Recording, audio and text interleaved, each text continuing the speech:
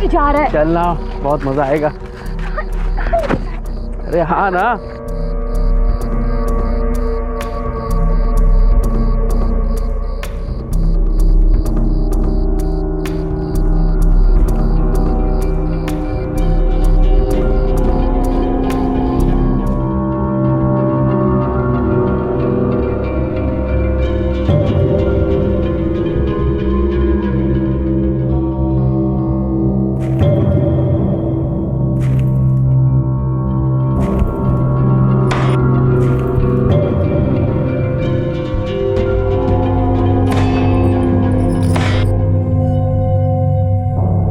बाजरे की भाकरी और लाल रस्से वाला मटन। बबलू कब से पीछे पड़ा है, ज्यादा तीखा मत करना। हाँ, और देख ऐसे छोटे छोटे टुकड़े करना हमेशा।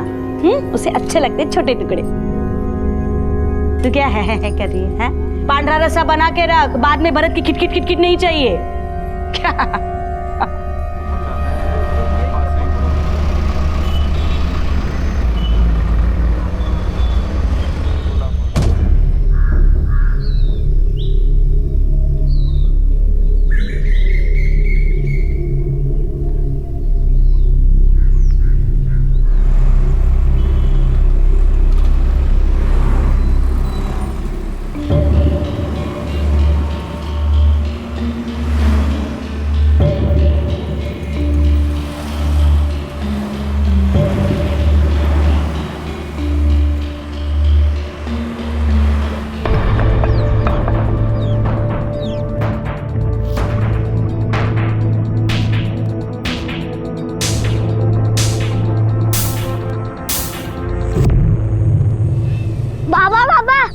आजोबा है, साथ में मेहमान भी है। अभी रिक्शा से उतरे, मैंने देखा।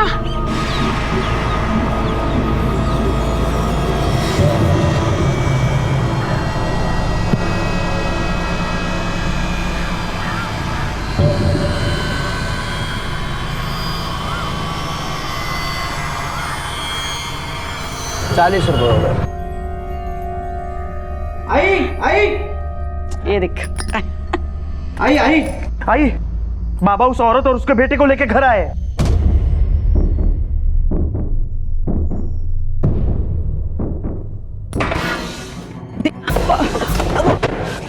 आई, अगर तुमने अपनी उस सौतन का अंदर लिया ना तो देखना लाशें गिरेंगी। आओ एक बार फिर से सोच लो, ऐसा घर में जाना ठीक होगा क्या? सब लोग क्या कहेंगे? मुझे बहुत डर लग रहा है। क्यों डर रही है तू? हाँ, अरे ये मेरा घर है, यहाँ मेरी बात कोई टालेगा नहीं।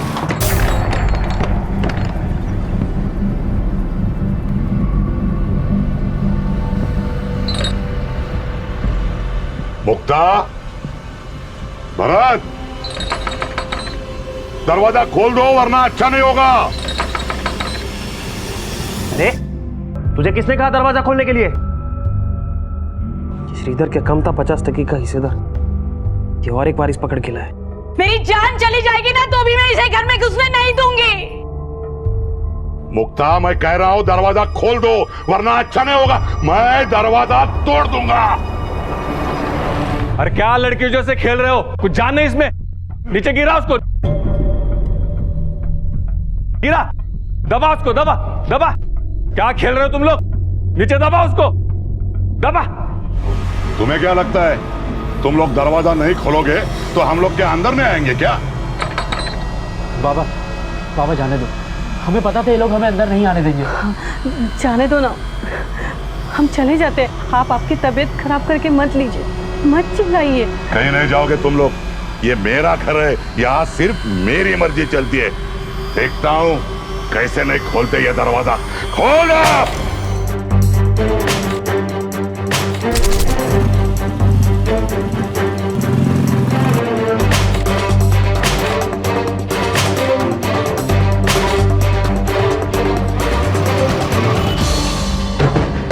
बाबा जाने दीजिए। अरे कैसे जाने दो? आज तो यह दरवाजा मैं तोड़ के रखूंगा।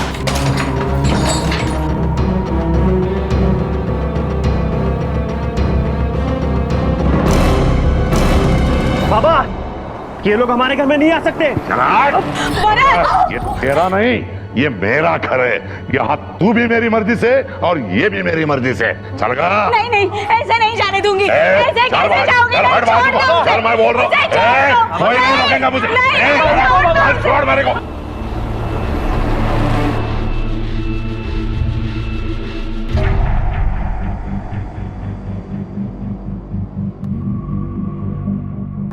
अरे अरे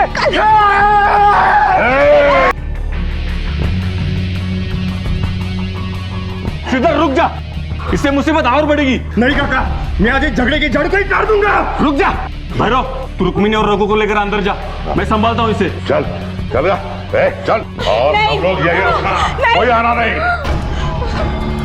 श्रीधर कुल्हाड़ी दे इधर, कुल्हाड़ी दे इधर। छोड़, पागल मत बन। देखो तुम लोग चिंता मत करो, मैं भैरव के साथ बात करता हूँ, वो समझ जाएगा। नहीं काका, अगर वो समझते ना तो उनकी रकेल और नाजायज औलत को यहाँ नहीं लेके आते। उनको ना खुद की इज्जत की पड़ी है ना हमारी। चुप कर, गुस्से से बात और बढ़ेगी। इसके ऊपर हमें ठंडे दिमाग से सोचना नहीं पड़ेगा। सोचना है काका, नहीं सोचना है। मैं उन दोनों को यहाँ पे नहीं रहने दूंगा, मैं मार दूंगा उन दोनों को। ईंट पत्थर से खड़ी की गई 4 दीवारों से घर नहीं बनता, वो सिर्फ मकान होता है। और उस मकान को घर बनाता है उसमें बसने वाला हंसता खेलता परिवार। एक ऐसा परिवार जो एक दूसरे से प्यार करता है, भरोसा करता है। कुछ समय पहले तक भैरव पहलवान के घर में यह सब था, लेकिन रुक्मणी और रघु को घर लाने के फैसले ने भैरव के घर की नींव को हिलाकर रख दिया था। प्यार और विश्वास की जगह नफरत और दुश्मनी ने ले ली थी। ऐसा लग रहा था कि मुक्ता और उसके बच्चे रुक्मणी और रघु को वहां से निकालने के लिए हर कोशिश करने को तैयार थे, और रुक्मणी को भी वहां पर रहने के लिए काफी कुछ बर्दाश्त करना पड़ रहा था।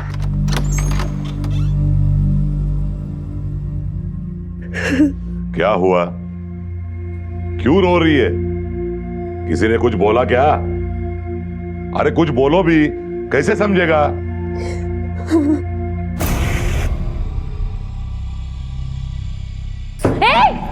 क्या कर रही है? बाबा तुम्हें घर में लाए हैं, इसका मतलब ये नहीं कि तुम कहीं पर भी घुसो। रसोई घर से दूर रहना, हम लोगों से भी, समझी क्या? चल जा। मुझे भूख लगी है, कल रात से। तेरी औकात भी नहीं है यहाँ खाना खाने की। चल निकल बाहर जा और खुद का इंतजाम कर। चल निकल। कुछ भी दे दो, चक्कर आ रही है मुझे भूख से।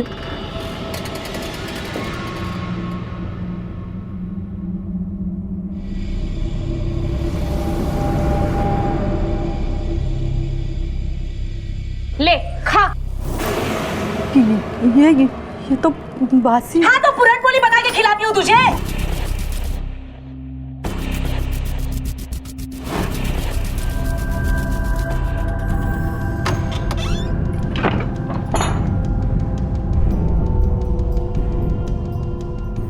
क्या कर रहे हो? हट। अरे कहाँ जा रहे हो? सुनो ना मेरी बात, क्यों जा रहे हो ऐसे? हाँ वहाँ मत जाओ। सुनो ना ऐसा क्यों कर रहे हो? चल हट। तू क्या खड़ी है? चल अंदर, चल अंदर। सुनो ना, मत जाओ, मत जाओ, चक्कर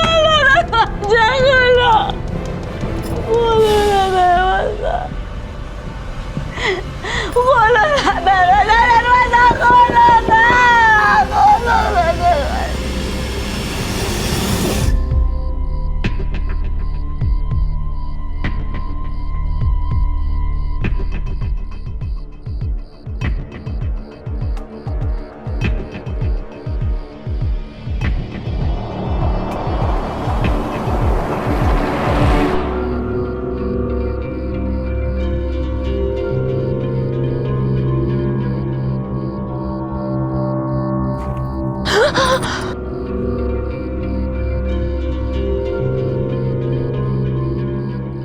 मुझे तड़पाने में बहुत मजा आता है ना।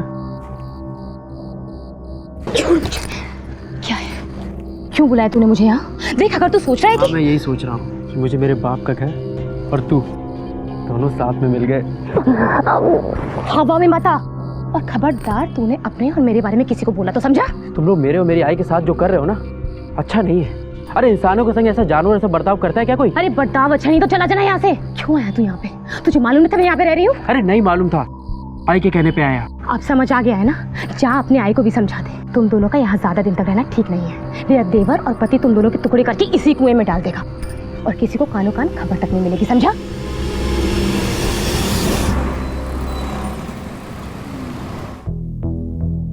देखो, तुम्हें उस औरत से कोई खतरा नहीं, लेकिन उसके बेटे से खतरा है। भैरव जी से उनका खून का रिश्ता है और वो प्रॉपर्टी का हिस्सा मांग सकते हैं। अरे ऐसे कैसे उसका हिस्सा है सर?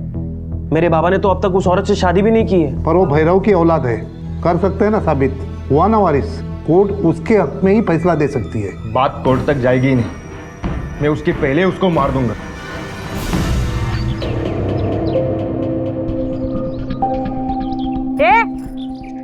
देख क्या रही है? कल रात को झूठा मूठा उनको रो के दिखाया तो मुझे छोड़ के तेरे पास आ गए। चल निकल, ये जो तेरे कपड़े हैं ना, तेरे कमरे में जाके सुखा। चल चल निकल। तेरी ऐसे हरकतों की वजह से वो तुझे छोड़ के मेरे पास आए होंगे। आई, इसकी हिम्मत तो देखो, कैसे बकवास कर रही है। हमारे ही घर में रह के हम ही पे भौंक रही है। वाह, तुम दोनों मुझसे बहुत छोटी हो, जरा तमीज से बात करो।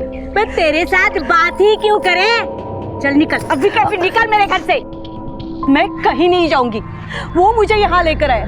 और तुम होती कौन हो? मैं इस घर की मालकिन हूँ, उसकी बीवी हूँ, उसके 2 बच्चों की माँ हूँ। निकल। मैं भी उसकी बीवी हूँ, उसके बच्चे की माँ हूँ। अच्छा सुना, मुझे खुद की जैसे रखेल बना रही है। अभी दिखाती हूँ तुझे, पकड़ के रखो इसे।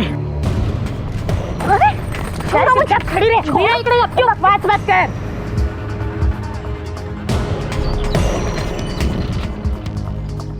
खड़ी रह चुपचाप, बकवास मत कर। सोड दे मला। आली कशाला इकडे? ये क्या कर रही है? देख अभी। हाय, क्या कर रही हो? कपड़ों चुप रहे। अरे क्या कर रही? छोड़ मुझे। छोड़ो मुझे।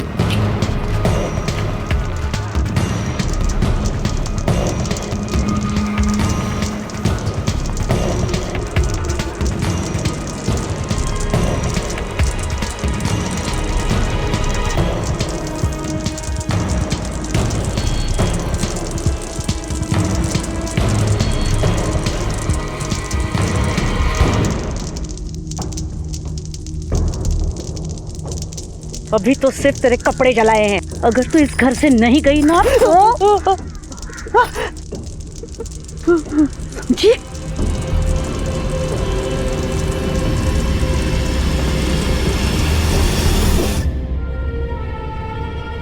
आई ये क्या कर रही है? हम अब यहाँ नहीं रहेंगे। आई भागना बेवकूफी है। सुन आई, मेरी बात सुन। अरे पर रघु, आई बात सुन मेरी। आई मैं वकील के पास गया था, उसने मुझे बताया कि अगर मेरा बाबा के साथ खून का रिश्ता है तो जितना हक इस प्रॉपर्टी पे भरत और श्रीधर का है उतना ही हक मेरा भी है। आप समझिए आई, ये लोग हमसे इतना डरते क्यों हैं? क्योंकि उनको भी ये बात मालूम है और मुझे मेरा हक तभी मिलेगा जब हमारा यहाँ कब्जा हो। अगर हम घर छोड़ के गए ना तो एक फूटी कौड़ी नहीं मिलेगी। अब देखना आई, मैं मेरा और तेरे अनादर का बदला कैसे लेता हूँ इनसे। जान का खतरा होने के बावजूद भी रघु और रुक्मणी ने भैरव पहलवान का घर नहीं छोड़ा, क्योंकि अब वो जान चुके थे कि जायदाद में उनका भी हिस्सा है और अगर उन्होंने वो घर छोड़ दिया तो हो सकता है कि उन्हें वो हिस्सा ना मिले। भैरव के अलावा उन दोनों को वहां पर कोई नहीं देखना चाहता था। हालात बद से बदतर हो गए थे, झगड़े अब षड्यंत्र की शक्ल लेने लगे थे। और फिर एक दिन एक ऐसी घटना घटी जिसके बारे में शायद किसी ने भी नहीं सोचा होगा।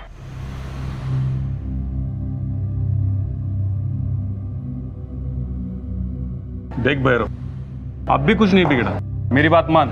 रुक्मिणी और रघु को कहीं दूर और जगह रख ले। शुरू से ही दूर थे, अब उन्हें घर लाया। विवाह, रुक्मिणी मेरी पत्नी है और रघु वो तो मेरा खून है, बेटा है मेरा। अब मैं उन्हें अपने से दूर नहीं रख सकता।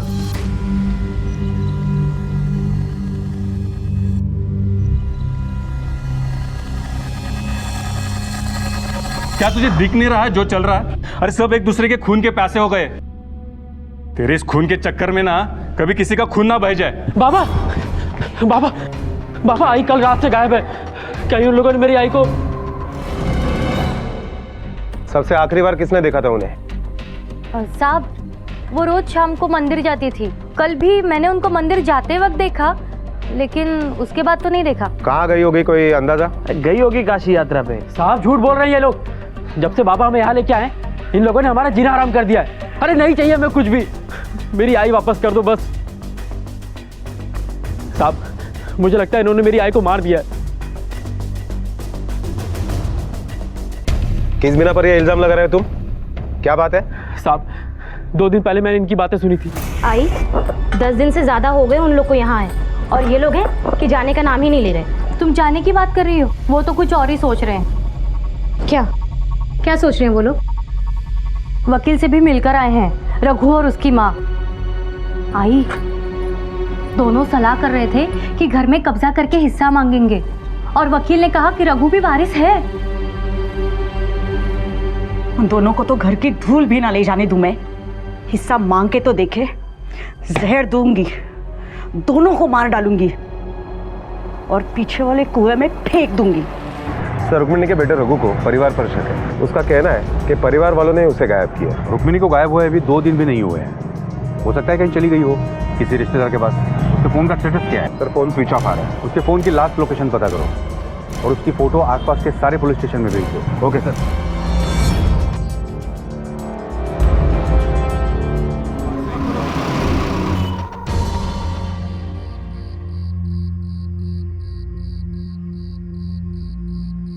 बाबा मुझे आपसे कुछ बात करनी है। प्रॉपर्टी के हिस्से कर दो, मुझे पैसों की बहुत जरूरत है, और आजकल जैसे घर में। हिस्सा चाहिए तुझे? अपना बच्चा है ना, अपने बच्चे को मार डालोगे क्या? जब से वो औरत इस घर में आई है ना, तब से आप कर रहे हो। सुन ले, ये उसका भी घर है। अब तो मुझे भी ये लग रहा है कि तुम लोगों ने उसे मार दिया है। अब तक तो नहीं किया है, पर अगर वो लोग हमारी बर्बादी के बारे में सोचेंगे ना, तो उन दोनों माँ बेटों को गायब कर दूंगा, चाहे मुझे फांसी क्यों ना हो जाए। माँ बेटों को गायब कर देगा तो? मैं समझाती हूँ, चल ना। मुझे पैसे चाहिए। नहीं, चल। पैसों की जरूरत है। अरे चल तू।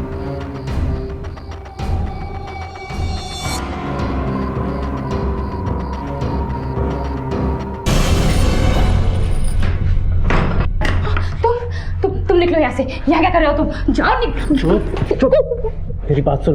मेरी आई को कहाँ रखा है तुम लोगों ने? कहाँ है मेरी आई? मुझे नहीं पता, रखो, बकवास मत करो। कोई तुम्हें यहाँ देख लेगा तो गड़बड़ हो जाएगी। जाओ यहाँ से। मेरी बात सुन, अगर मेरी आई को कुछ हुआ या तेरे पति का हाथ हुआ ना इसमें, तेरे मेरे बीच में जो भी है ना, सारी दुनिया को चिल्ला के बता दो। फिर देखता हूँ कि तुम जैसे इज्जतदार लोगों की इज्जत का क्या होता है।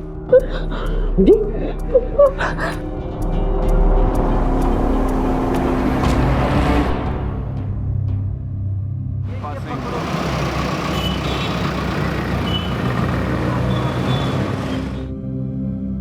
चिंता मत कर, मैंने अपने पट्टों को रुक्मिणी को ढूंढने के काम पे लगाया है। पुलिस भी ढूंढ रही है, मिल जाएगी वो, जल्द मिल जाएगी।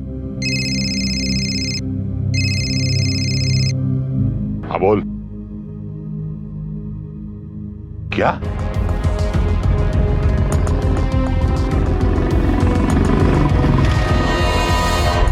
क्या हुआ था आपके साथ, कुछ याद है? हाँ सब, उस दिन मैं मंदिर से वापस आ रही थी, मेरा फ़ोन बज गया। किसी ने मुझे फ़ोन पे बताया कि रघु का रंकाले के पास एक्सीडेंट हो गया है। मैंने उसे उसका नाम पूछा तो उसने नाम बिना बताए फ़ोन काट दिया। मैं बहुत डर गई थी साहब। मैं रंकाले की तरफ भागी। मैं वहाँ से जा ही रही थी कि रघु रघु रघु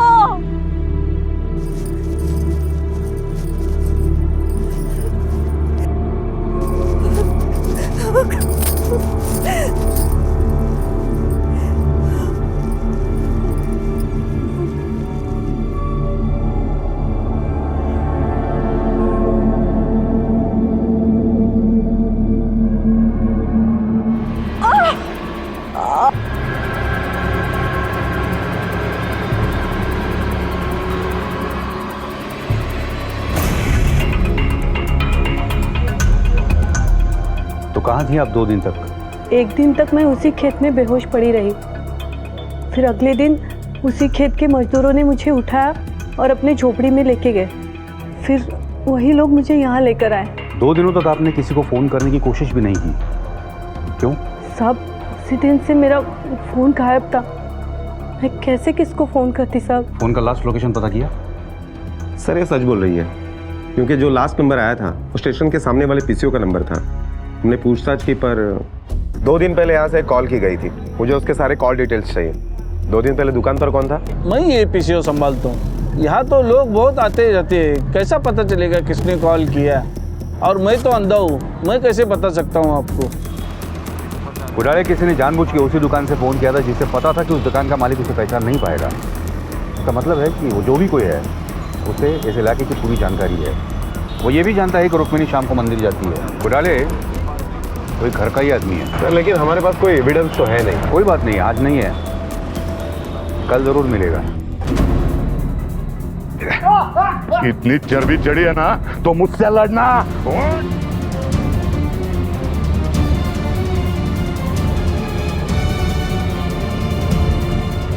अरे कुत्ती का आखड़ा बना दिया है क्या घर को? अरे चल हट। आओ सामने बहुत तो चर्बी है ना तुझमें। बाहर चल। श्रीधर आजा बेटा।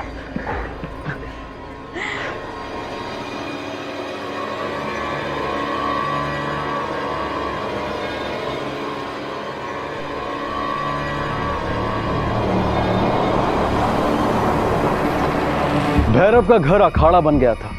पहली बीवी और बेटे, दूसरी बीवी और बेटा, सब एक दूसरे के खून के प्यासे थे। रघु अपने अपमान के बदले के साथ साथ जायदाद में अपना हिस्सा भी लेना चाहता था, जो यहां से निकल जाने के बाद मिलना मुश्किल था। भैरव के लिए सभी अपने थे, लेकिन उसके ये अपने एक दूसरे की जान लेना चाहते थे।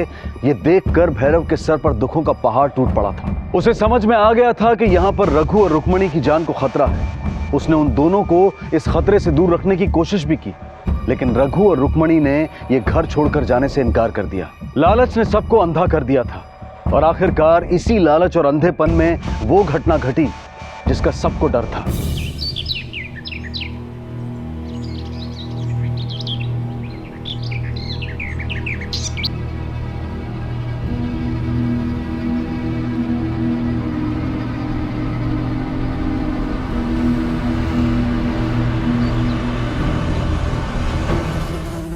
सर ये तो भैरव पहलवान का बेटा है। कुछ मिला इसके आसपास? नहीं सर, मोबाइल पर्स वगैरह सब गायब है। शिंदे सर, इसका पंचनामा करो और बॉडी पोस्टमार्टम के लिए भेज दो। और आसपास के लोगों से पूछताछ करो, किसी ने शायद कुछ देखा हो। ओके। 4 दिन से तुम्हारा बेटा गायब था, तो तुमने मिसिंग कंप्लेंट क्यों नहीं दर्ज करवाई? क्या है ना साहब, रघु तो 4 दिन इधर तो 4 दिन कहीं बाहर रहता था। यही चलता था उसका। छोटे मोटे ठेके उठाता था, तो कभी आता था कभी जाता था। आज नहीं तो कल उसके साथ ये होना ही था। घर के बाहर भी काफी लफड़े थे सब उसके। मतलब घर में भी लफड़े थे उसके। किसके साथ?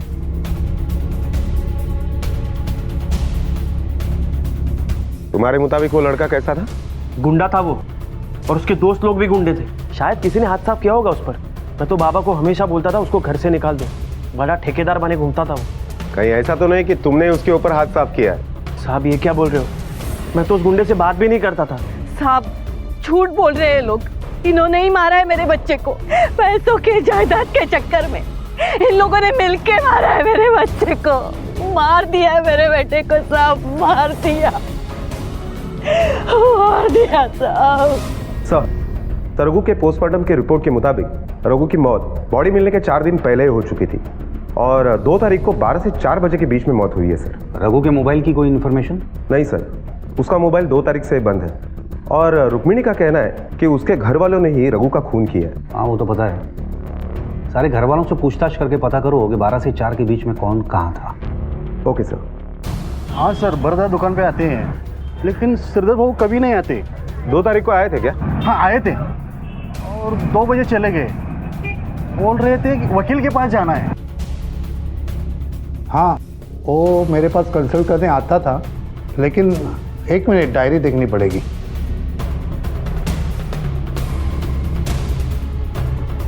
हाँ, लेकिन 2 तारीख को नहीं आए थे। चल बता, 2 तारीख को 2 बजे कहाँ था तू? साहब मेरी वकील के साथ अपॉइंटमेंट थी, मैं वहीं पे गया था। अब सच बता। तेरे वकील को पूछा था, तू वहां नहीं था। कहाँ था तू? सब मैं वो बारी में तमाशा देखने गया था। चाहे तो वहाँ के मैनेजर को पूछ लो साहब। तो पहले झूठ क्यों बोला?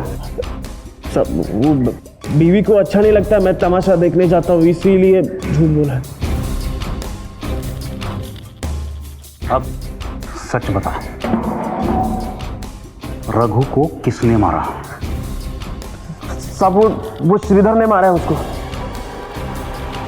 तेरे को कैसे मालूम? सब क्योंकि मैंने उसकी बीवी को और रघु को साथ में देख लिया था।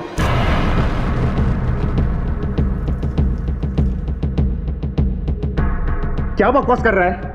बकवास नहीं कर रहा हूं, जो देखा वही बता रहा हूं। और यहां मेरा गिरेबान पकड़ने से क्या होगा? हाँ, अगर करना ही है तो उस रघु का जाके कुछ कर। मैं अब उसकी गर्दन धड़ से अलग कर दूंगा।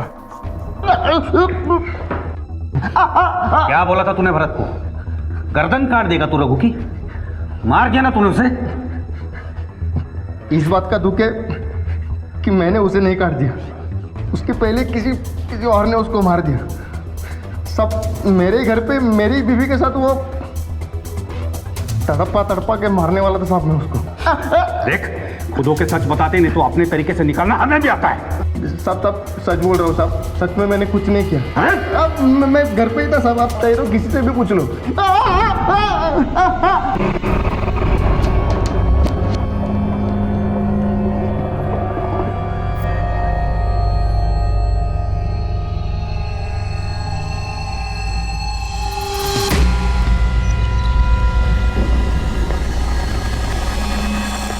बबलू, ये देखो तुम्हारे लिए क्या लाया हूँ, चॉकलेट।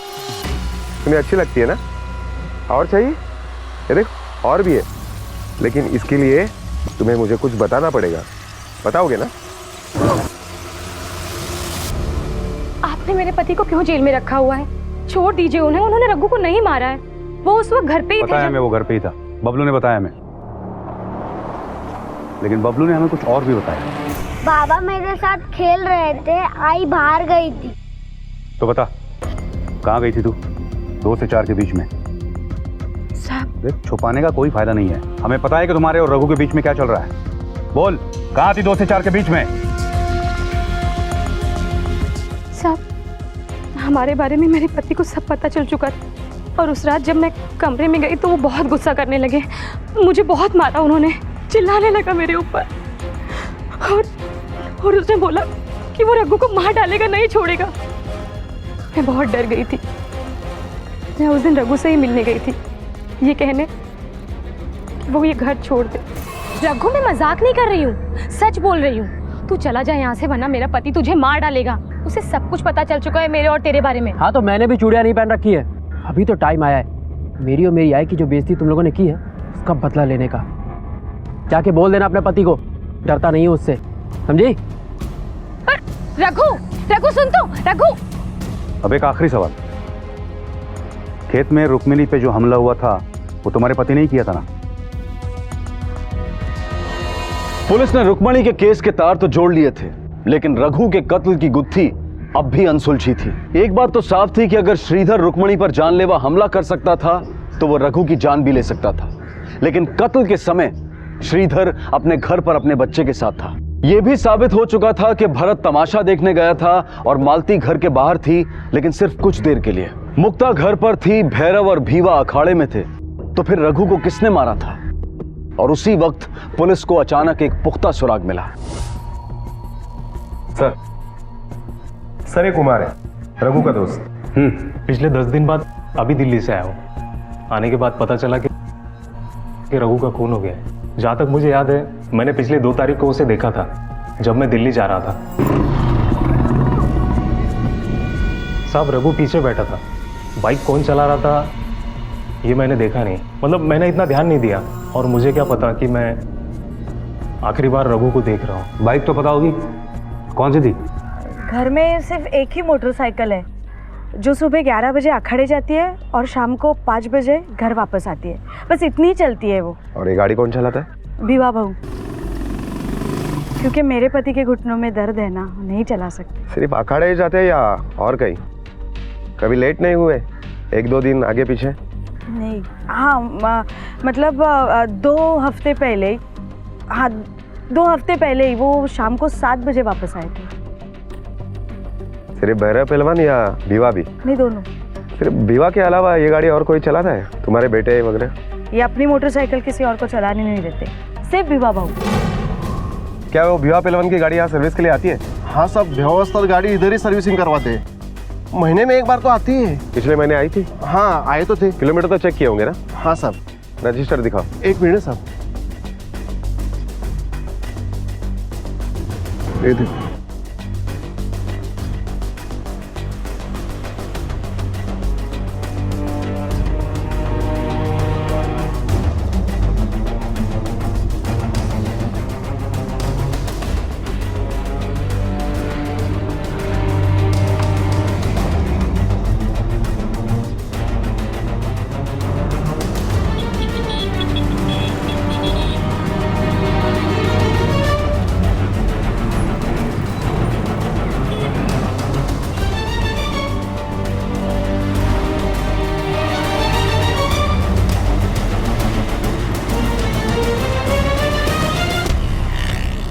अखाड़े से घर की दूरी है 12 किलोमीटर और शनिवार रविवार को छोड़ के महीने के हर दिन वो अखाड़े जाता है। का मतलब हो गया 22 दिन के हो गए 528 किलोमीटर्स और मैकेनिक के रजिस्टर के हिसाब से बाइक चली है 586 किलोमीटर्स। उसने लगभग 58 किलोमीटर बाइक ज़्यादा चलाई है। और रघु की लाश अखाड़े से कितनी दूर पाई गई? 29 किलोमीटर सर। और बाइक चलाता है भीवा।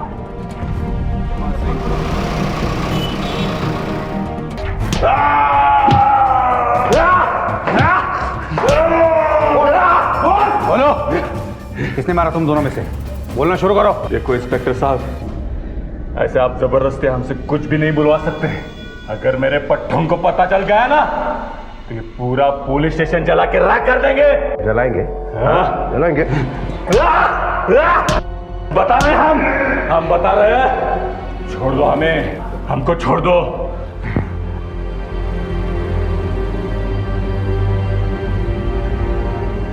ये दादागिरी नहीं चलेगी, नहीं चलेगी, नहीं चलेगी। हमारे उस्ताद को छोड़ दो, छोड़ दो। क्या चल रहा है ये सब? अगर हमारे उस्ताद को आपने उंगली भी लगाई तो ये पुलिस स्टेशन जला कर राख कर देंगे। देखो आप लोग जो समझ रहे हो वैसा कुछ भी नहीं है। ये सिर्फ एक रूटीन पूछताछ है। अच्छा अनरे,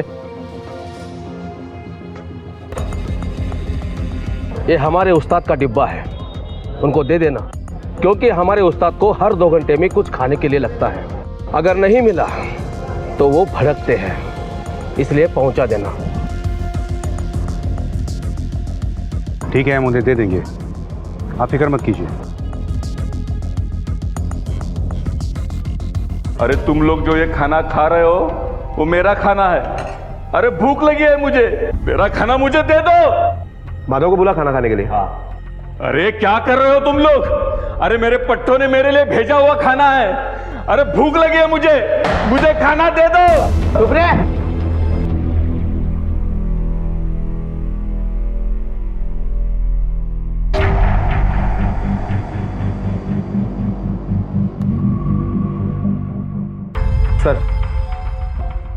सर 12 घंटे हो गए, दोनों को कुछ खाने को नहीं दिया है।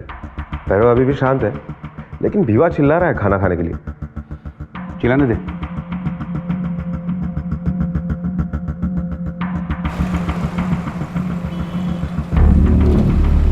खाना दे दो। सोनाने खाना खा लो। अरे ये मेरा खाना है। अरे दे दो मुझे खाना। अरे खाना दे दो मुझे, खाना दे दो। अरे और भूखा नहीं रह सकता, खाना दे दो मुझे।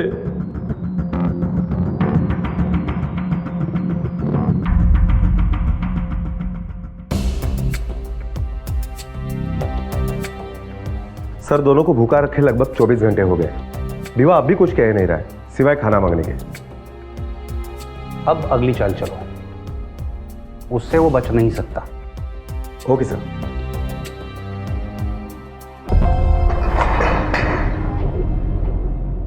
चलो चलो बाहर चलो। तुम्हें छोड़ देते हैं, तुम्हारी जमानत हो गई।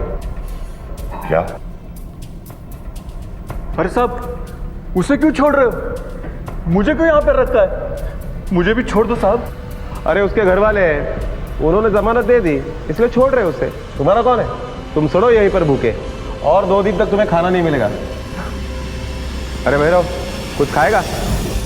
अरे भैरव के लिए कुछ लेके आओ। अरे साहब, मैं बताता हूँ खून किसने किया है साहब, मुझे खाना दे दो।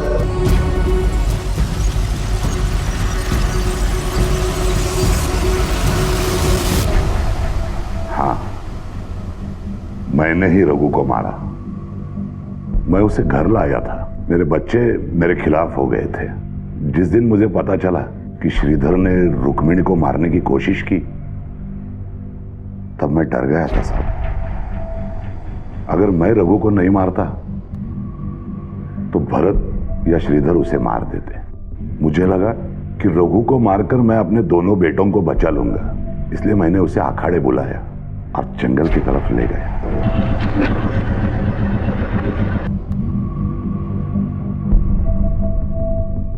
रघु, हाँ बाबा।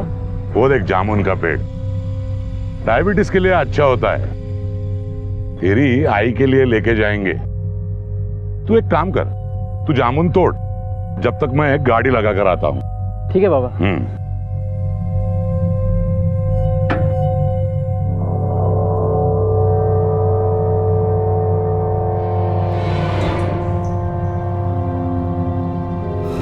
मैंने उसका पर्स और मोबाइल पास वाले नाले में फेंक दिया ताकि ये चोरी या लूटपाट का केस लगे, लेकिन भिवा ने मुझे उसे ले जाते देखा था, इसलिए मुझे भिवा को सब बताना पड़ा। सच छुपता नहीं है पहलवान, आज नहीं तो कल वो सामने आ ही जाता है। माँ होकर भी उसके लिए कुछ नहीं कर पाती हूँ, मेरी ही गलती है। 3 बेटियों को पैदा किया, अब बस पढ़ लिख जाएं, अपनी किस्मत खुद बनाएं। भगवान, मेरी बच्चियों की मदद करो।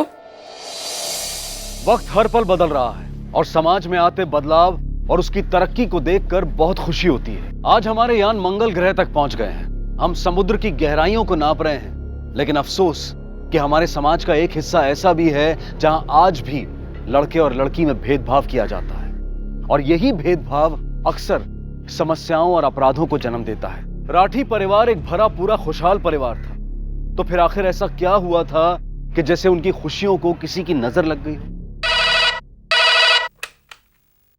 हेलो हेलो,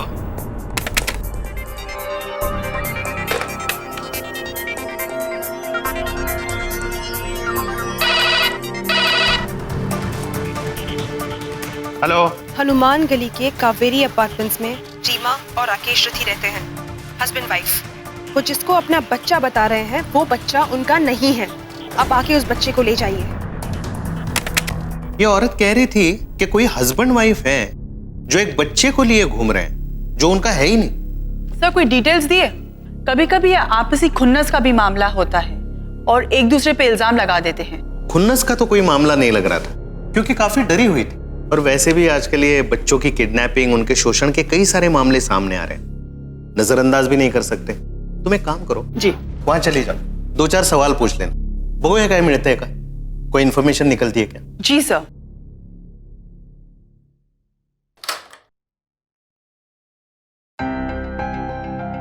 के बात से? नमस्कार माता जी, मेरा नाम सुशीला है। माता जी, यहाँ पास में पल्स पोलियो प्रोग्राम का कैंप लगने वाला है। हम सब घरों से जानकारी इकट्ठा कर रहे हैं। आपके घर में कोई छोटा बच्चा हो तो उसकी जानकारी थोड़ी दे दीजिए। आजा आजा, भीतर आजा। जी बैठ। बच्चे का नाम? यश राठी। बच्चे की उम्र? उम्र 4 महीने। जी। और जन्म की तारीख? 9 दिसंबर को हमारी गोद में आया था हमारा पोता। और कोई बच्चा है छोटा घर में जो कि 5 साल से कम उम्र का है? ना ना, और कोई ना। जी, मेरी बेटी है, क्या थी, 4 साल की है। चुप रहे, छोरियों को कोई जरूरत नहीं सही हो सबकी, जो भीतर जा। एक मिनट माता जी, लड़का हो या लड़की हो, दोनों को बराबर पल्स पोलियो की दवा पिलानी पड़ती है। क्या नाम बताया अपनी बेटी का? जी ख्याति। और क्या उम्र होगी? 4 साल। ठीक है, मैंने डिटेल्स नोट कर ली हैं। जब यहाँ पास में पल्स पोलियो का प्रोग्राम होगा तो अपनी बेटी को लेके जरूर आइएगा। हो गया थारा की जानकारी। चलो और घर हमें भी जाना होगा ना। चलो चलो चलो। बहुत जुबान चलने लग गई है थारी। जा भीतर जा। अरे सरिता, तुम्हें पता है वो एविंग वाली लड़की इंजीनियरिंग पास कर ली है। क्या बात कर रही हो? हाँ, टॉप आई है वो। लगता है आप बहुत थक गए हो। हाँ, वो बस दिन भर घूम घूम के पोलियो के लिए जानकारी लिखते रहो, और ये राठी के यहाँ तो बहुत टाइम लग गया। आप राठी परिवार गई थी? ये लोग तो बहुत अच्छे हैं। अरे रहने दे, ठाट तो रीमा के है। पहले बच्चा नहीं हो रहा था और अब देखो क्या क्या नहीं किया उसने बच्चे के लिए, पता भी है? मुझे तो याद है, उन्होंने मन्नत, हवन, मंत्र, तावीज सब कुछ ट्राई किया था। 6 साल तक बेचारे लोग कोशिश करते रहे पर कोई फायदा नहीं हुआ। शायद किसी डॉक्टर ने उनकी मदद की थी ना। चलो अच्छा हुआ, जैसे भी हो परिवार में खुशी तो आई। वैसे डॉक्टर का नाम क्या था? Doctor G.S. Hooda. Doctor Hooda? पूरा नाम क्या है? Sir doctor G.S. Hooda. G.S. Hooda नाव कुठेतरी ऐकलंय, शायद किसी केस में सुना है। जॉन, तुम एक काम करो, जरा इस हुड्डा के बारे में पता लगाओ। अरे ये तो बंद है। इकडे ये क्लिनिक क्यों बंद है? वो तो पता नहीं, पर हाँ यहाँ पर रेड हुई थी और उन्होंने सब सील कर दिया, तभी से ये क्लिनिक बंद है। और ये डॉक्टर हुडा? उन्हें तो पुलिस तभी पकड़ के लेके चली गई। हेलो, सुबह मैंने डॉक्टर हुड्डा के बारे में आपको पूछा था। असल में सर डॉक्टर हुडा एक अनाड़ी था जो लोगों को ठग रहा था। सर वो औरतों को कुछ दवाई देकर उनका मंथली साइकिल गड़बड़ कर देता, फिर कहता कि वो माँ बनने वाली है, और उसके बाद प्रेगनेंसी में कोई ना कोई प्रॉब्लम बताकर उन्हें कहता कि अबॉर्शन करना पड़ेगा, जबकि सर प्रेगनेंसी तो कभी थी ही नहीं। Okay okay, thank you for the information. पहले कहा जाता था कि बच्चे भगवान की देन है, लेकिन आज साइंस ने इतनी तरक्की कर ली है कि वो लोग भी जिनकी बच्चा पाने की उम्मीद लगभग मर सी गई थी, आज उन्हें भी ये खुशी मिल पाती है। आप जरूर अपनी खुशियों के लिए हाथ आगे बढ़ाएं और मदद लें, लेकिन इस बात का जरूर ध्यान रखें कि कहीं कोई आपकी भावनाओं के साथ खिलवाड़ तो नहीं कर रहा।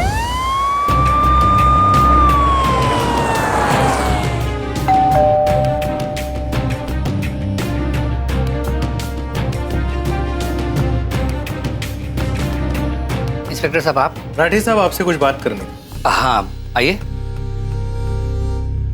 रीमा जी। कहिए इंस्पेक्टर साहब। अभी जो अंदर गई वो आपकी बहू रीमा है? हाँ जी इंस्पेक्टर साहब। और वो जो बच्चा था उसका नाम यश है? जी हाँ, लेकिन इंस्पेक्टर साहब बात क्या है? बात यह है राठी साहब कि हमें एक अनजान व्यक्ति का फोन आया था। उसने कहा कि ये जो यश है जिसको आप अपना पोता बता रहे हैं, वो आपके बेटे राकेश और रीमा का बच्चा नहीं है। लेकिन नहीं, हम सिर्फ इंक्वायरी करने आए। अरे तारी हिम्मत कैसे हुई? देखिए, हमारे पास ऐसे कई सारे मामले आते हैं आजकल बच्चों के, हम सिर्फ अपना काम कर रहे हैं, बताइए इनको। मैं ना जानू सारे काम वाम। अरे तू चुप ना बैठ सके है? अब इंस्पेक्टर साहब क्या कह रहे हैं वो सुन तो ले। मुझे सारे पेपर्स देखने हैं। एक मिनट राकेश बेटा, वो अस्पताल के जो रीमा के बिल्स है ना, वो ला के इंस्पेक्टर साहब को दिखा। आप कौन? क्या नाम है आपका? इंस्पेक्टर साहब, यो हमारी बड़ी बहू है। अच्छा। हम खड़ी आके कर रही है, हाँ काम ना है, जा भीतर जा। हाँ जा बेटा। इंस्पेक्टर साहब ये रही फाइल। जी।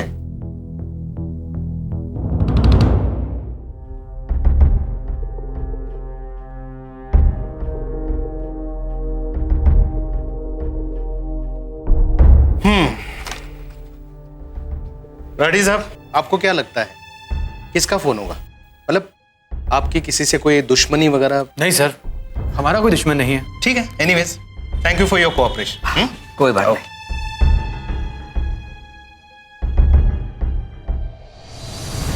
हाँ, क्या लग रहा है, फोन कॉल झूठा है या राठी झूठ बोल रहा है? सर वैसे राठी के पेपर्स वगैरह तो सब बराबर हैं, पर शायद कोई फंसा रहा हो उन्हें।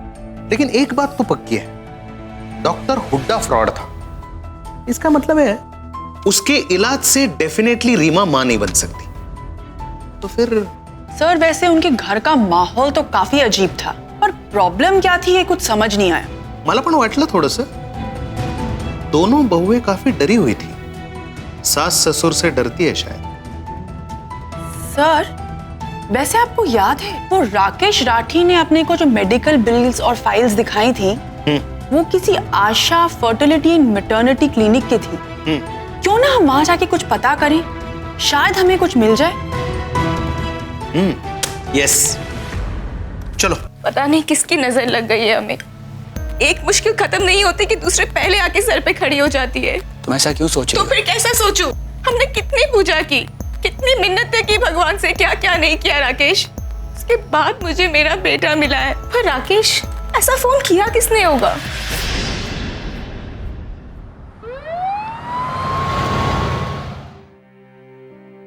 ये राकेश और रीमा राठी आपके पेशेंट थे, कुछ फर्टिलिटी ट्रीटमेंट के लिए आए थे आपके पास।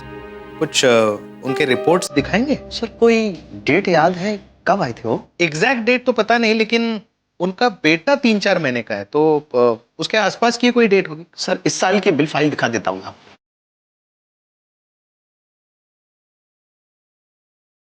देखिए सारी रिपोर्ट्स हैं सर इसके अंदर।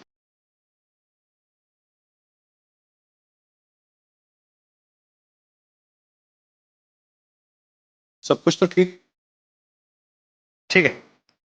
Thank you so much.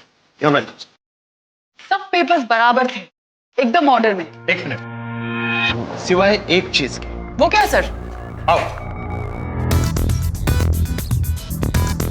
अरे सर आप वापस आ गए, कुछ छूट गया था सर? अब वो जो रिपोर्ट्स तुमने दिखाए थे ना, वो जरा ठीक से चेक करने थे, जरा दिखाना दोबारा।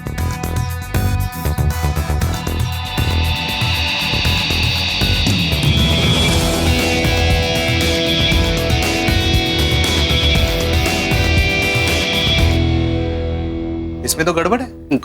गड़बड़? हाँ, फर्क है इसमें। कैसा फर्क सर? कोई फर्क नहीं होगा सर। नहीं है इसमें फर्क, इसमें फर्क नहीं है। इधर इधर, ये क्या है? ये बाकी के सारे रिपोर्ट है, ये प्रिंटेड है, दिख रहा है? प्रिंटेड है ना। और ये राकेश राठी का रिपोर्ट, ये नाम देख। हाँ, ये हैंड रिटन है, ये डेट भी हाथ से लिखी है ना? ये फर्क नहीं है। और ये दोनों बिल, इनके नंबर सेम क्यों है? बता, सच सच बता, क्या जानता है राकेश राठी के बारे में? इंस्पेक्टर साहब मैं बताता हूँ। देखिए यहाँ पर दिन भर हजारों पेशेंट्स आते हैं और ऐसे हर किसी को याद रखना बहुत मुश्किल है, लेकिन हाँ मुझे मिसेस रीमा राठी के बारे में बहुत कुछ याद है। आज से 2 साल पहले वो अपने पति और सास के साथ यहाँ पर आई थी। तो इलाज हो पाया उनका ठीक से? जो मैंने उनको टेस्ट कराने को कहे थे वो करवा कर आए थे मेरे पास, और जब रिपोर्ट्स आई तो पता चला कि राकेश राठी का स्पर्म काउंट बहुत कम था। इस हिसाब से उनको टेस्ट ट्यूब बेबी भी नहीं हो सकता था, राकेश बाप नहीं बन सकता था। उसके बाद वो लोग यहाँ पर फिर कभी नहीं आए।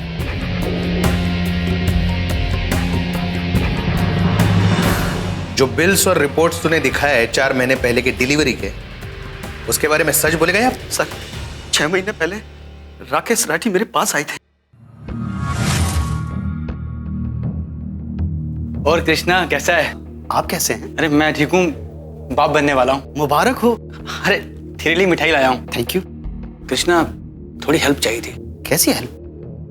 अरे ये भी रख। सर उसने मुझे बताया था कि उसकी बीवी माँ बनने वाली है। वो मुझसे कुछ जाली मेडिकल बिल्स चाहता था। मैंने सोचा उसके घर में खुशी आई है, इससे किसी को नुकसान भी नहीं होने वाला था। जरा से पैसों के लिए तुमने इतना बड़ा जुर्म किया। तुम्हें पता है इसकी सजा क्या है? लोग इतने भरोसे के साथ तुम्हारे पास आते हैं, अपनी सारी कमजोरियां शेयर करते तुम्हारे साथ, और तुम हो कि जरा से पैसों के लिए। सर मुझसे गलती हो गई, मुझे माफ कर दो सर। इसका मतलब है राकेश राठी हमसे झूठ बोल रहा था, वो तो बाप बन ही नहीं सकता। एक स्त्री और पुरुष जब साथ आते हैं तो उनके बीच में एक रिश्ता बनता है, और उस रिश्ते के अंश मिलकर बच्चे का जन्म होता है। और जब दोनों में से किसी एक का भी अंश कमजोर हो तो बच्चे का होना मुश्किल या फिर नामुमकिन हो जाता है। राकेश का अंश यानी कि स्पर्म काउंट बहुत ही कम था, तो फिर ये बच्चा हुआ कैसे? और कौन थी वो महिला जो बार बार पुलिस को फोन करके इस मामले में हुई गड़बड़ी के बारे में आगाह कर रही थी?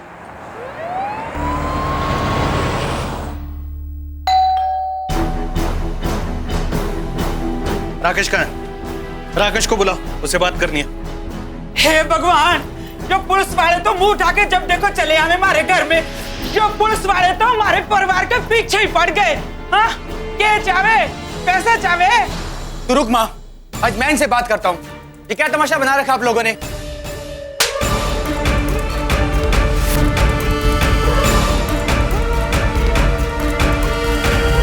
हवा में उड़ना बंद कर और सीधे सीधे हमारे सवालों का जवाब दे, और इस बार एकदम सच। इंस्पेक्टर साहब, मैं आपको सब सच बताता हूँ, प्लीज मेरे साथ चलिए।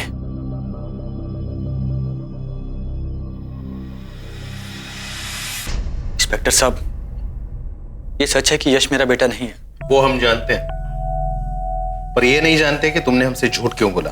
उन दिनों मेरा और रीमा दोनों का इलाज चल रहा था। डॉक्टर ने कहा था कि आईवीएफ ट्रीटमेंट से हमारा बच्चा हो सकता है, पर इलाज बहुत महंगा है। हमने जैसे तैसे करके पैसे इकट्ठे किए और वो ट्रीटमेंट करवाया।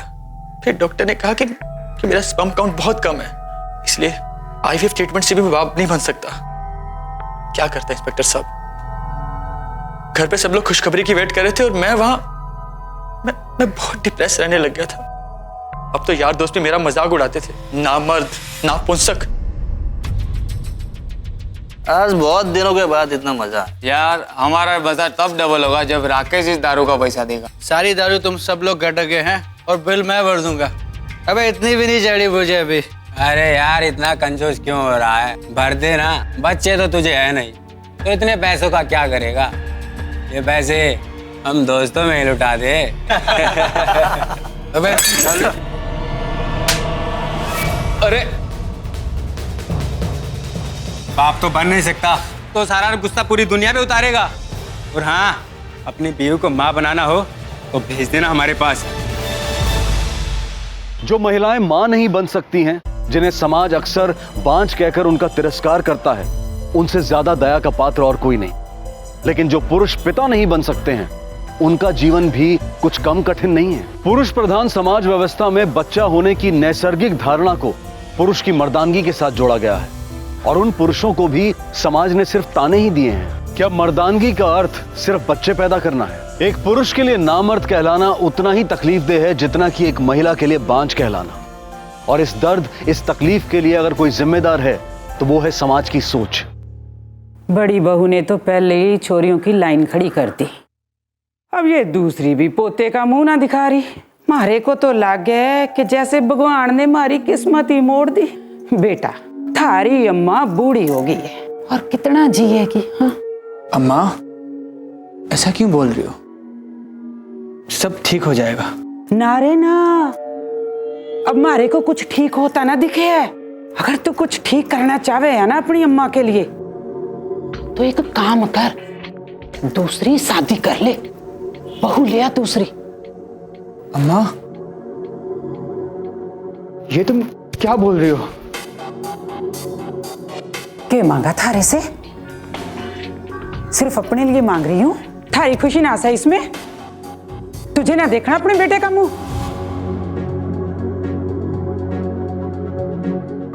मान ले अपनी अम्मा की बात, छोरी मारी देखी हुई है, घनी सुंदर है।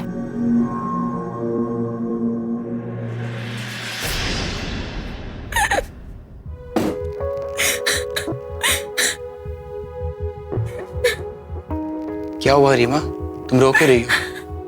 वो अम्मा कह रही थी ना आपकी दूसरी शादी के बारे में, लड़की भी देख ली है, क्या आप दूसरी शादी करेंगे? चुप करो रीमा, ऐसा कुछ भी नहीं है। हम अपनी शादी में भी बुलाएंगे, क्या घर से भी निकाल देंगे? हे भगवान, ऐसा कुछ नहीं है रीमा, मेरी शादी हो चुकी है तुमसे। कर भी लोगे तो मैं कौन सा रोक लूंगी?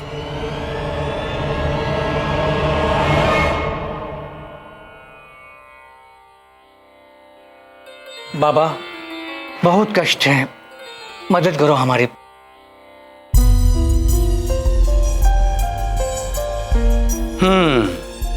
संतान प्राप्ति की इच्छा है। जी बाबा, आप तो अंतर्यामी हो। यदि खानदान का वारिस चाहिए तो इस बच्ची को 3 दिन हमारे आश्रम में रहना होगा, वहां इसे हमारी सेवा करनी होगी, और फिर प्रभु के आशीर्वाद से इन्हें अवश्य पुत्र रत्न होगा।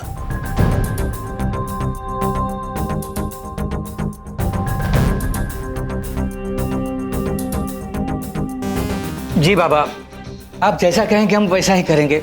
बस बाबा, हमें आपके आशीर्वाद चाहिए।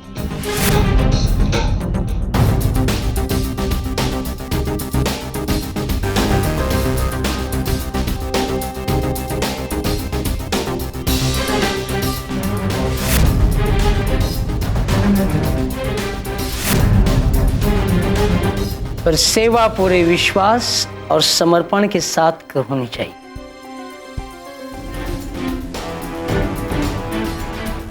सेवा का मतलब समझती हो ना बच्चा?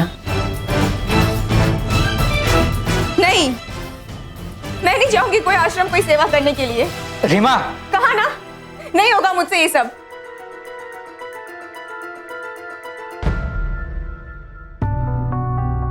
के मुंह दिखाऊंगी दुनिया को? ये औरतां ने हमारे को स्वर्ग में न जाने देना। बस पोते का मुंह देखना चाहूं।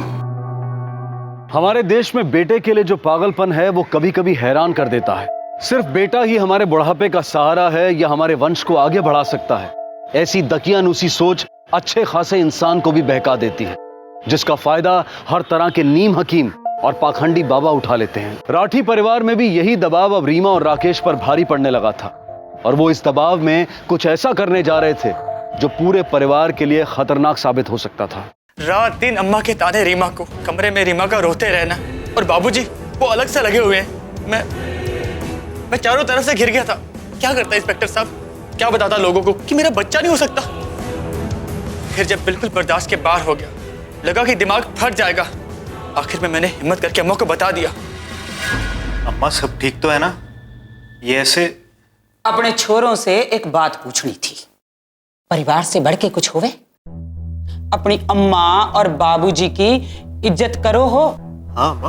अगर अपनी अम्मा और बाबूजी की इज्जत करो हो ना, तो राठी खानदान को एक वारिस चाहिए। रवि छोरा, यो थारे और रीमा के जिम्मे आया है। इस कुणबे को एक वारिस दे दो जल्दी। अम्मा ये तो क्या बोल रही है? परिवार में एक दूसरे का साथ देना पड़े है। अम्मा मैं समझ सकता हूँ जो तू कह रही है, मगर किस्मत के लिखे को तो हम नहीं बदल सकते, उसे तो हमें मानना ही होगा। थारे से ज्यादा दुनिया देखी है मन्ने, अब तू सिखाएगा मन्ने दुनियादारी। छोरों के बिना घर खाली होवे हैं, खंडर होवे हैं। छोरियां किस काम की? तो अपने घर चले जाना। छोरों के साथ घर आबाद होवे हैं, नस्ल आगे बढ़े हैं। और तारा भाई दुनिया भर के ताने सुन रहे हैं, उसके लिए थारी कोई जिम्मेदारी होवे के ना? अम्मा बच्चा गोद भी तो ले सकते हैं। आजकल तो बहुत कुछ होवे छोरा दुनिया में। पता नहीं किसका गंदा खून, गंदी नस्ल, कौन जात। ऐसे कैसे किसी के छोरे को घर में ले आऊं और ढोल पीट पीट कर तमाशा बना दूं अपने खानदान का? अम्मा घबराओ, घर की बात से घर में ही रहेगी। बस मारे को जल्दी से पोता दे दो।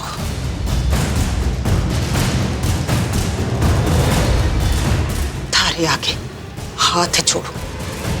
और अंशु भी तो है। उसकी चिंता ना कर, उससे बात मैं कर लूंगी।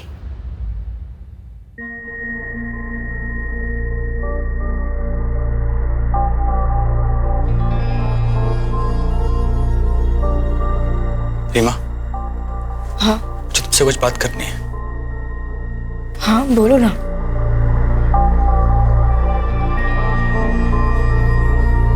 रीमा, मैं जो तुम्हें कहने जा रहा हूँ, अगर तुम मान जाओ तो सब ठीक हो जाएगा।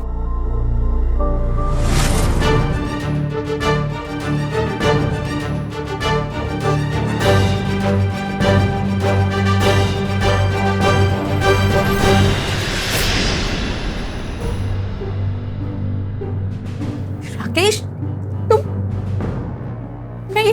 रीमा, रीमा और कोई चारा नहीं है। या तो आश्रम में जाओ उस बाबा के पास, इसे तुम बिल्कुल नहीं जानती, या फिर भाई के पास जो इसी परिवार का है। बोलो क्या करो? हो गया क्या तुम्हें राकेश? मैं नहीं जाऊंगी, मैं कहीं नहीं जाऊंगी। ध्यान से सुनो मेरी बात, मैं किसी के पास नहीं जाऊंगी।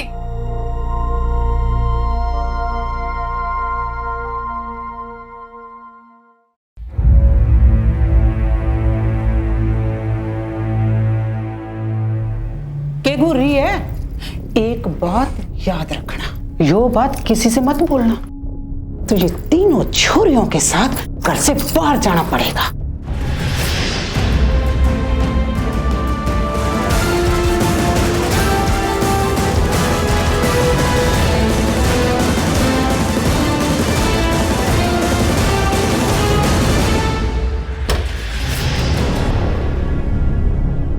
यश मेरे भाई का बेटा है। हाँ, ये सच मैंने आपसे छुपाया। आपसे क्या, सबसे छुपाया। पर मैं क्या करता इंस्पेक्टर साहब, क्या कहता किसी से कि मैं ना मर दूं और मेरी बीवी मेरे भाई के साथ। मैं बहुत मजबूर था इंस्पेक्टर साहब, कुछ नहीं कर पाया, चुपचाप परिवार के डिसीजन को मान लिया। उम्मीद है आपको आपके हर सवाल का जवाब मिल गया होगा। इंस्पेक्टर साहब, आपसे एक रिक्वेस्ट है, इस बात का जिक्र आप बाहर किसी से मत कीजिएगा। पहले शर्मिंदगी भरी जिंदगी जी रहा हूं। ठीक है मिस्टर राठी, अगर जरूरत पड़ी तो हम फिर आएंगे।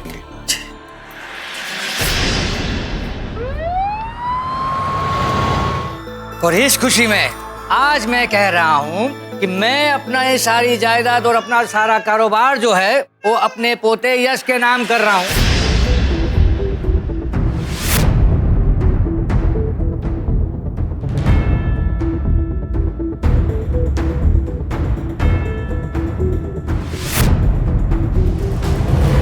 पिता की संपत्ति पर बेटे और बेटी दोनों का बराबर का हक है और कानून भी इस बात को मान्यता देता है।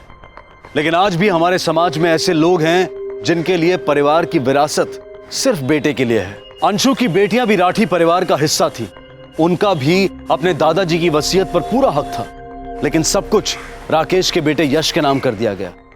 क्या यह अंशु और उसकी बेटियों के साथ अन्याय नहीं था? अक्सर हम भूल जाते हैं कि एक अन्याय दूसरे अन्याय को जन्म देता है और जिससे सिर्फ अपराध ही उभर कर आता है। सर, ये हमारे एरिया के खोए हुए बच्चों का डेटा है। पिछले 6 महीने में संख्या काफी बढ़ गई और सर ये लास्ट 6 मंथ्स की केस लिस्ट है, जिसमें से 11 केसेस अभी भी अनसॉल्व्ड हैं। और सर एक और बात, ये 4 केसेस हैं, दूसरे स्टेशंस ने हमसे हेल्प मांगी है। हेलो इंस्पेक्टर साहब, राकेश रथी ने फिर से आपसे झूठ बोला है। उस बच्चे का बाप राकेश का भाई नहीं है, वो सिर्फ एक कहानी बनाई गई थी आपसे सच छिपाने के लिए। देखिए मैडम, आप प्लीज यहाँ पुलिस स्टेशन में आकर अपना बयान दीजिए। सच सच बताइए कि क्या हुआ है। अगर आप यहाँ आकर हमारी मदद करती है तो ये केस बहुत जल्दी सॉल्व हो सकता है। नहीं, मैं वहाँ नहीं आ सकती। देखिए मैडम, बिना किसी सबूत के सिर्फ एक एनोनिमस फोन कॉल पर हम कुछ नहीं कर सकते। और हाँ, एक बात याद रखिए, अगर आप जो कुछ भी कह रही है वो झूठ है तो ये जुर्म है और इसकी आपको सजा मिलेगी।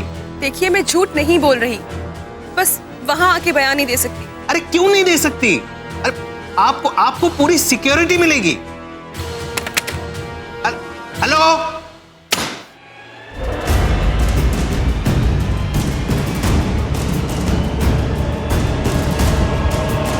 क्या हुआ सर, किसका फोन था?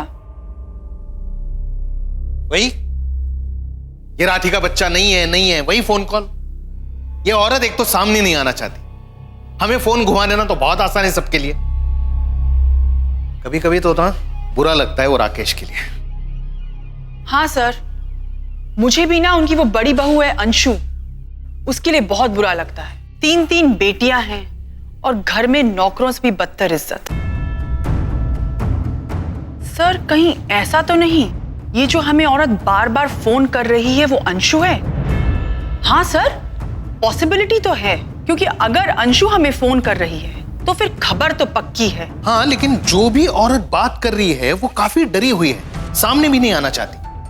और वो जो बात कर रही है वो पूरे दावे के साथ कर रही है। पर अगर रवि इस बच्चे का बाप नहीं है तो फिर बच्चा किसका है? सर ये बच्चा चोरी का भी तो हो सकता है। हाँ, लेकिन राकेश जो कह रहा है वो भी तो सच हो सकता है।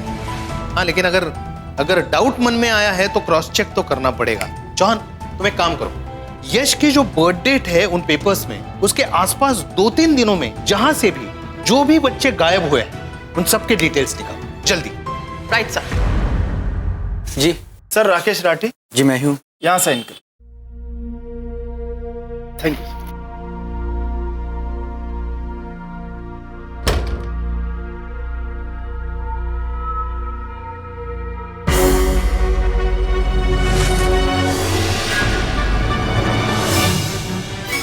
क्या हुआ राकेश?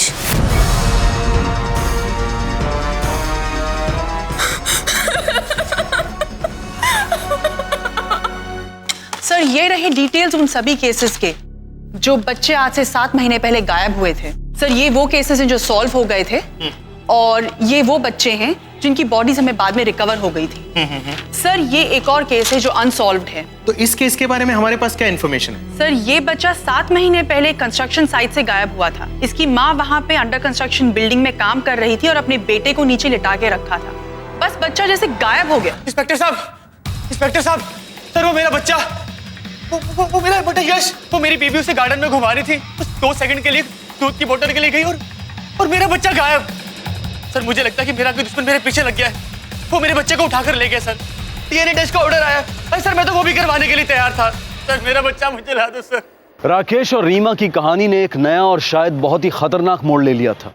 पुलिस भी हैरान थी कि किस पर यकीन करे और किस पर शक। क्या राकेश और रीमा झूठ बोल रहे थे या फिर वाकई में कोई दुश्मन था जो अब सारी हदें पार करने को तैयार था? अंशु अपनी बेटियों के हक के लिए लड़ना चाहती थी, पर क्या वो सचमुच अपराध का सहारा ले सकती थी अपनी मंजिल को पाने के लिए, या फिर इसके पीछे कोई और था?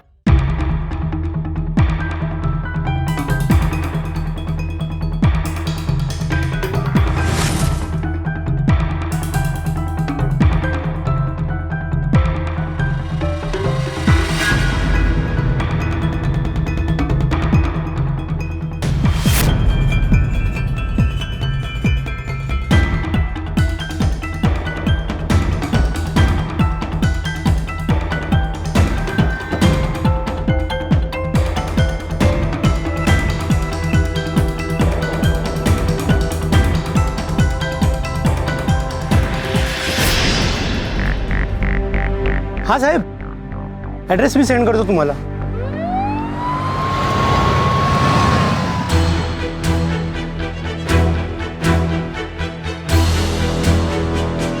इंस्पेक्टर साहब कुछ पता चला यश का? एक्चुअली उसी के बारे में बात करने आए थे। वैसे काफी खुशी हुई कि आपकी बीवी आपके हर काम में काफी मदद करती। जी मैं समझा नहीं।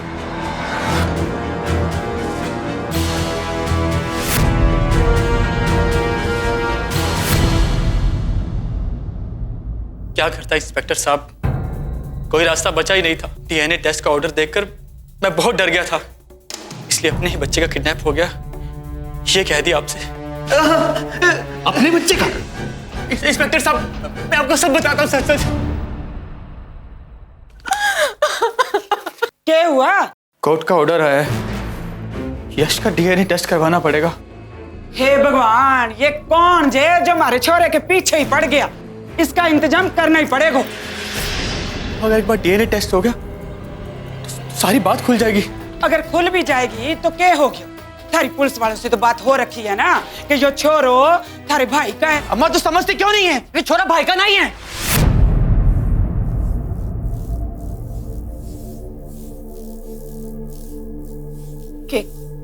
के कहा? अम्मा माफ कर दे मुझे। अम्मा तेरी खुशी के लिए मैं रीमा को भाई के पास भेजने के लिए भी तैयार हो गया। ना तो रीमा राजी थी और ना ही भाई। अम्मा मैं क्या करता, इसलिए अम्मा मैंने तेरे से झूठ बोला। ये बच्चा मैं कहीं से उठा के लाया हूँ अम्मा। जो किसी और का पाप मारे माथे का कलंक बने, इसका तेरे को बाहर फेंक दो। डीएनए टेस्ट से पकड़े जाएंगे, इसलिए माँ ने कहा कि बच्चे को गायब कर दे। पिछले 7 महीने से माँ बाप थे उसके। अरे हम तो भूल ही गए थे कि वो हमारा बच्चा नहीं है। ऐसे कैसे कचरे में फेंक देते उसे।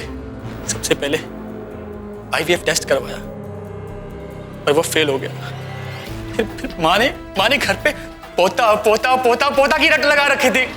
क्या करता, कुछ समझ नहीं आया तो रवि से मदद मांगी।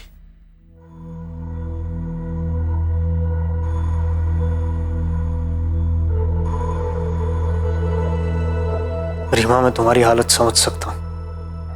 मैं जानता हूँ इस वक्त तुम्हें कितनी तकलीफ हो रही होगी, और मेरे बारे में तो किसी ने सोचा भी नहीं।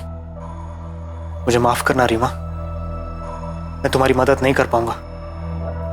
इससे तो बेहतर यही होगा कि मैं अपनी बीवी और बेटियों को लेकर यहां से कहीं दूर चला जाऊं। भाई साहब, थैंक यू सो मच। उसके बाद हम घर पे बिना बताए डॉक्टर हुड्डा के पास गए एक आखिरी कोशिश करने के लिए। उस समय तो वो आदमी हमारे लिए भगवान से कम नहीं था, पर बाद में पता चला कि वो बहुत बड़ा फ्रॉड है। अरे उसने तो हमें भी ठग लिया। कहा कि रीमा प्रेग्नेंट है, मां बनने वाली है, पर कोई बच्चा नहीं था, सब झूठ था। मैं तो पूरी दुनिया को बता चुका था कि मैं बाप बनने वाला हूं। अब क्या करेंगे राकेश? अम्मा और बाबूजी तो घर घर जाके ढिंडोरा पीट के आ गए कि वो दादा दादी बनने वाले हैं। कुछ नहीं होगा। पर कल को जब सबको पता चलेगा कि मैं मां नहीं बनने वाली हूँ, तब क्या मुझे फिर से तुम्हारे भाई के पास या उस साधु बाबा के पास भेज दोगे? हाँ, बकवास बंद करो अपनी।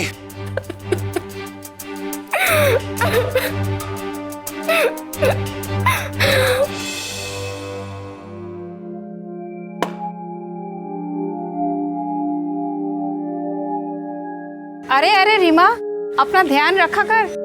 ऐसे में धीरे धीरे चलनी चाहिए, संभाल कर।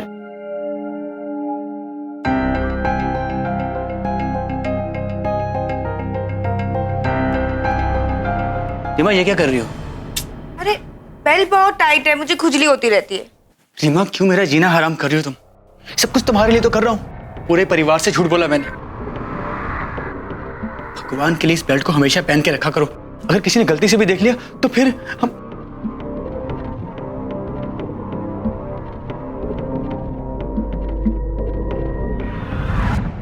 गलती का तो कुछ सवाल ही नहीं था इंस्पेक्टर साहब।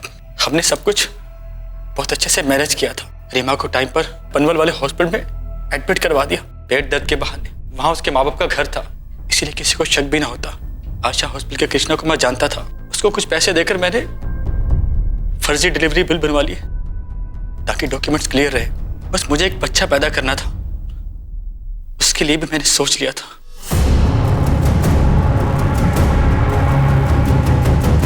प्लानिंग तो वाकई कमाल की थी, लेकिन अब क्या हुआ? इज्जत भी गई, बच्चा भी गया। तुम जैसे पढ़े लिखे लोग इस तरह की हरकतें करते हो, शर्म नहीं आती तुम्हें? इंस्पेक्टर साहब, दिमाग जैसे खत्म हो गया था, कुछ समझ में नहीं आ रहा था। घर पे 24 घंटे बच्चा बच्चा बच्चा, हम तो लुट गए इस बच्चे के चक्कर में। नमस्तस्यै नमस्तस्यै नमस्तस्यै नमो नमः।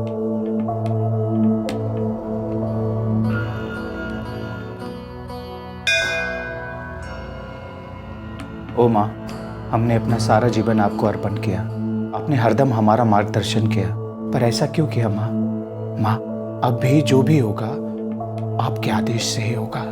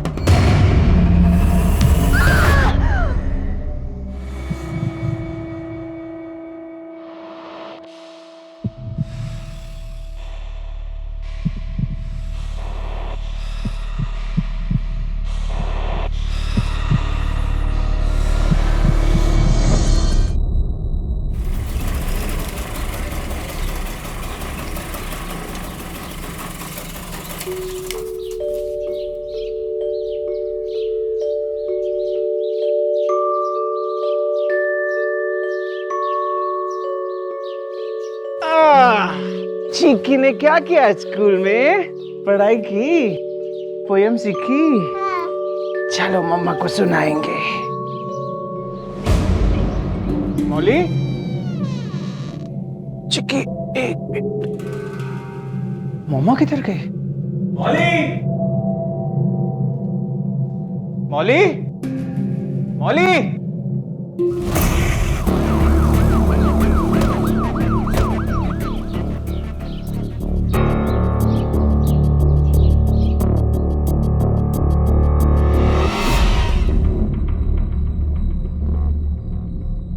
ये बॉडी इसी कंडीशन में मिली थी? ना, हमने इसे ऐसे लिटाया मारने के बाद। मतलब तुमने मारा इसे? हमने मारा मौली को। क्यों? देवी का आदेश। क्या पंडित, तुम्हारा दिमाग खराब हो गया क्या? माथा खराब हो गया इसीलिए मारा।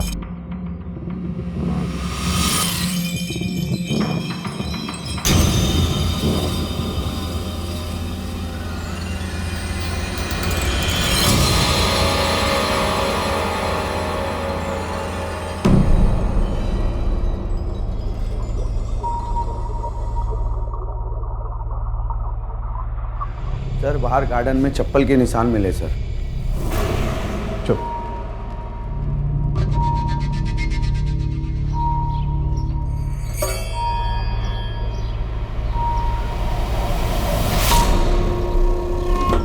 मित्र, ये दोनों निशान एक जैसे ही है। हाँ? ठाकुर मशाई को क्या हुआ? पीछे हटो अभी। भगवान, क्या हुआ ठाकुर मशाई को?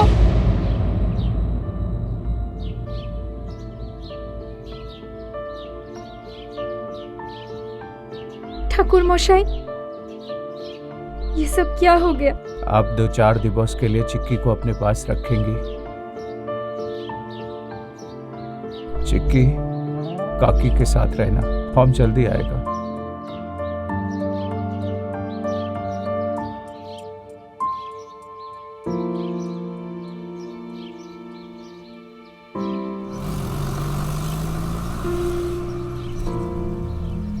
बड़ी विचित्र बात है, 7 जन्मों तक जिसका साथ निभाने की कस्में खाई, उसी की हत्या कर दी और फिर पुलिस के सामने अपना गुनाह भी कबूल कर लिया। देखने में तो ये केस बड़ा आसान सा लग रहा था, मगर जरा सोचिए कि कोई अपनी बीवी का कत्ल क्यों करेगा, एक मासूम बच्ची को उसकी मां से जुदा क्यों करेगा, और फिर कत्ल करने के बाद उसे छुपाने की बजाय सारी दुनिया के सामने कबूल क्यों करेगा। ऐसा क्या हुआ एक पति पत्नी के बीच कि जिसने एक अच्छे खासे धर्म कर्म करने वाले इंसान को हत्यारा बना दिया।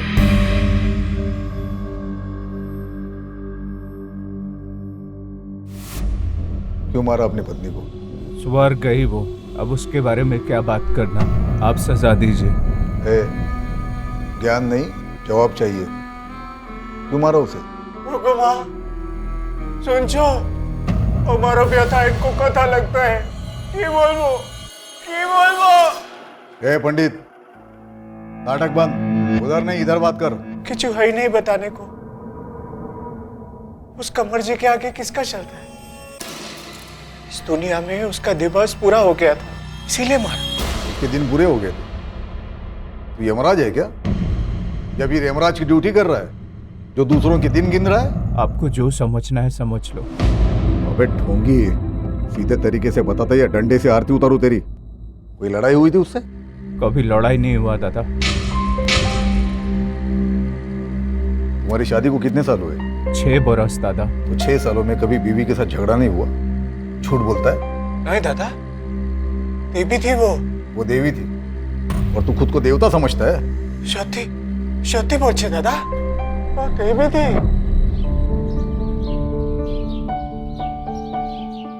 अरे तुम लोग बातें ही करते रहोगे या काम भी करोगे? बहुत काम है। तुम्हारे दादा को तो देखो, क्या गाना गा रहे हैं। बॉडी। अरे पार्थ, सब लेके आए ना? जी। दिखाओ मुझे। बस पोस्तोदाना 100 ग्राम मिला। ठीक है। अच्छा सुनो ना, एक काम और है। क्या? लेबू नहीं है आज पे गंधराज, मैं तो बताना भूल ही गई थी।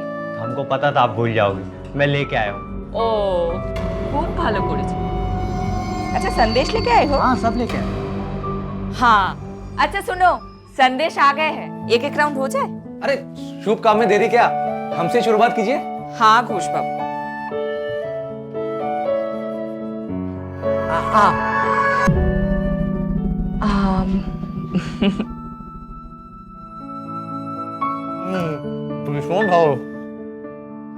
ये लीजिए। क्या कर रहे हैं आप? काट क्यों दिया? आए हाय ठाकुर मशाई, सबके सामने रोमांटिक। ये लो। रमेश, क्या सरप्राइज दिया तुमने? हाँ, वो कुछ कॉस्ट्यूम्स के फिटिंग थोड़ी गड़बड़ थी तो सोचा मैं ही देता चलूं। आई एम सॉरी, मैं थोड़ा गलत वक्त पे आगे लगता है मुझे। मैं फिर आता हूँ। ऐसे कैसे जाओगे? आओ बैठो, खाना खा के फिर चले जाना। इट्स ओके, फिर आऊँ ना, अभी चलता हूँ मैं। अच्छा रमेश, सुनो ना, इधर आओ। वो फिटिंग्स के बारे में क्या बात कर रहे थे? शर्म हया सब घोल के पी गई है, अब तो खुलेआम भी। छी। मौली जहाँ भी जाती वहाँ की रौनक बन जाती थी। सब लोग बहुत प्रेम करते थे उसको, एकदम टिप टॉप रखती थी हमको हमेशा।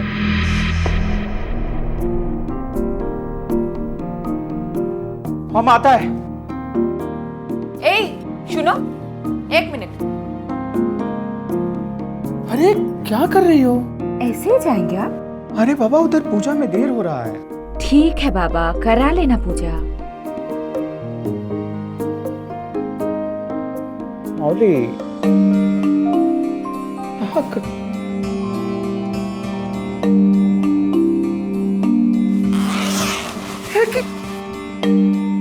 যাও আপ, যাও যাও। ये क्या किया? ठीक করেছি আমি। लोग की बोलबे श्रुति? बीवी कैसी है? पति का ख्याल भी नहीं रखती। एक काम करो, अंदर जाओ और अच्छा कुर्ता पहन कर आओ। अरे हमारे पास नहीं है और कुर्ता। प्लीज जाओ, जाओ। उस दिन हमने क्या कह दिया? एक सप्ताह बाद ही। চিকি, কি করছিস? এলো, देखो। अरे ये क्या ले आई? तुम ही ना सवाल बहुत करते हो, खोल के तो देखो। इतना महंगा? जाओ, जाके पहन के दिखाओ। जाओ, जल्दी से जाओ, जाओ जाओ जाओ। चिकी, मम्मा देखो क्या लेके आई है। वो सर्दी वाली रात में किधर तो चली गई थी।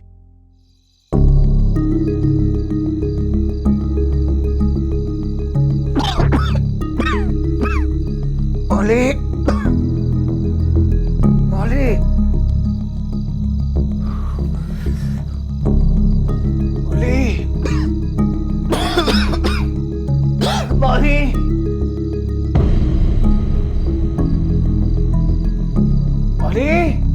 मौली,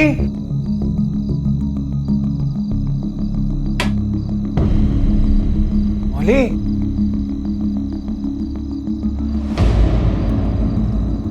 मौली, मौली, मौली।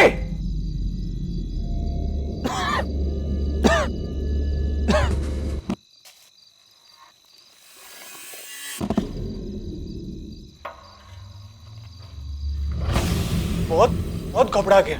किधर गई? क्या हुआ? वो बहुत देर तक परेशान इधर उधर ढूंढता रहा।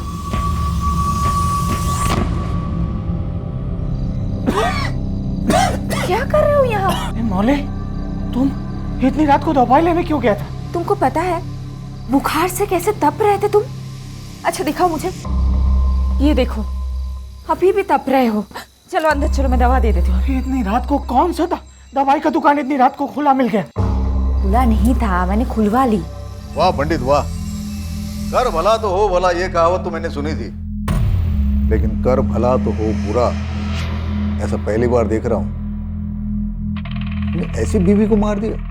सुहागन मरना चाहती थी वो सुहागन मरना चाहती थी, इसलिए तुमने उसे मार दिया? क्यों? माँ का आदेश था, उसे मुक्त कर दो। वो मेरे साथ बंधन में थी। वो एक राजकुमारी थी और अमी एक जंगली मानुस। वो जंगल में आग खेत को आई थी, अब उसके तीर से मारा गया। पिछले जन्मों के कर्मों का फल होता है।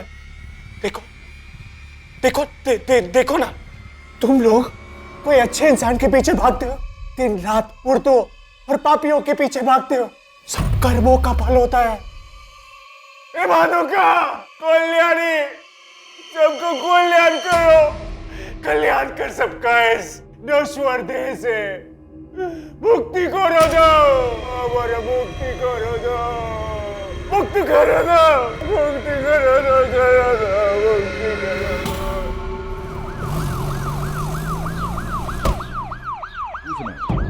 जी, आप पंडित जी को कब से जानते हो? 10-12 सालों से जानती हूँ साहब। बहुत ही अच्छे इंसान है। हमें तो पागल लगे। नहीं साहब, कैसी बातें कर रहे हैं आप? वो बिल्कुल पागल नहीं है। वो तो काफी धार्मिक और सुलझे इंसान है। सुलझे दिमाग के है, इसीलिए तो मर्डर कर दिया, वो भी खुद की बीवी का। नहीं साहब, ऐसी बात नहीं है। वो तो छोटी जगह के सीधे साधे इंसान है। और मौली कोलकाता की तेज लड़की, उसके तो चाल चलन भी ठीक नहीं था। चाल चलन मतलब? उसका तो कईयों के साथ चक्कर था साहब। अब आप ही बताइए साहब, अगर चक्कर नहीं होता तो कोई भी औरत अपने बीमार पति को घर छोड़ के रात को किसी को बिना बताए कहीं जाती है क्या?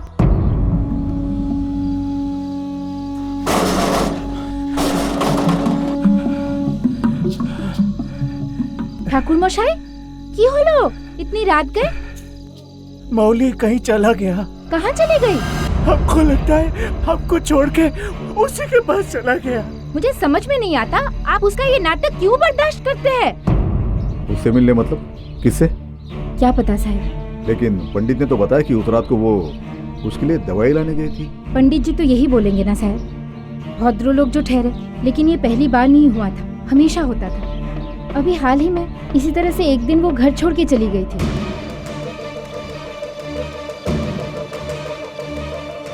पंडित जी को पूछा तो उन्होंने बताया कि उस रात वो घर लौटी ही नहीं। उसके बाद मैंने मौली को कई दिनों तक घर से बाहर जाते हुए नहीं देखा। वो क्या था? वो तो पता नहीं साहब। अब पंडित जी सारी बातें कहाँ बताते थे? और कुछ मतलब उन दोनों में कोई लड़ाई झगड़ा? नहीं साहब, लड़ाई वड़ाई तो नहीं हुई थी। लेकिन हाँ, 2 दिन पहले पंडित जी ने अपने सहायक पार्थ को अपने काम से निकाल दिया था। क्यों? दान पेटी से पैसे चुराया था उसने।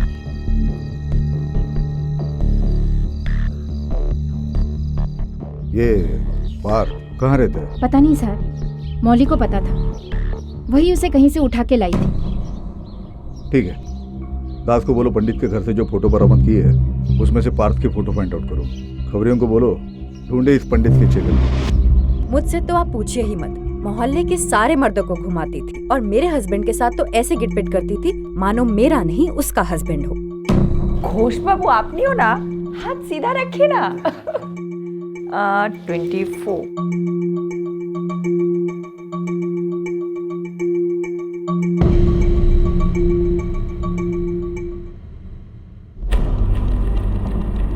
मित्रा, गौर करने वाली बात यह है कि इस मौली भट्टाचार्य की मर्दों से बहुत दोस्ती थी, लेकिन औरतों में वो खासी बदनाम थी। सर, हो सकता कि वो इन औरतों की जलन हो, या फिर सही मायने में मौली भट्टाचार्य के साथ किसी मर्द का संबंध रहा होगा, जिसके कारण पंडित ने उसे मार दिया, लेकिन अभी एडमिट नहीं कर रहा है। हाँ, बिल्कुल हो सकता है, लेकिन कानून हो सकता है इस बात को नहीं मानेगा। हमें ठोस सबूत ढूंढना होगा।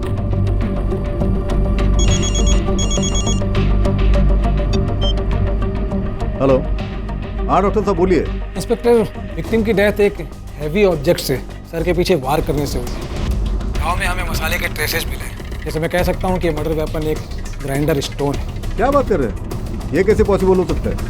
पंडित ने खुद कबूल किया है कि वॉशिंग स्टिक से उसने मर्डर किया है। नहीं इंस्पेक्टर, ऐसा नहीं हो सकता। घाव बहुत गहरा था और ऐसा घाव किसी वॉशिंग स्टिक से नहीं हो सकता। हाँ, मर्डर करने के बाद स्टिक पे ब्लड लगाया गया था। एक बात और इंस्पेक्टर, विक्टिम का कुछ दिनों पहले हाथ भी फ्रैक्चर हुआ था, जो पूरी तरह से ठीक नहीं हुआ अब तक। ओके। अब तक पुलिस सत्यम की बात पर कहीं ना कहीं यकीन कर रही थी, लेकिन पोस्टमार्टम रिपोर्ट ने इस केस की पूरी धारणा ही बदल दी। अब पुलिस को लगने लगा कि सत्यम झूठ बोल रहा था, क्योंकि सबूतों का इशारा था कि कातिल कोई और ही था। लेकिन अगर ऐसा था तो सत्यम झूठ क्यों बोल रहा था? झूठ? आप क्या कह रहे हैं? हमने कुछ झूठ नहीं कहा। पंडित, मर्डर मुगुर से नहीं किसी और चीज से हुआ है। इसका मतलब यह है कि तुम किसी को बचाने की कोशिश कर रहे हो। किसको? पंडित, सीधे सीधे बताता है या पूजा करो तेरी? आप लोग क्यों कुरेद रहे हो एक ही बात को? अब दिखाना हमने मारा है उसको। क्यों हमारा इज्जत का झालमुड़ी बना रहे हो? मतलब? पता नहीं।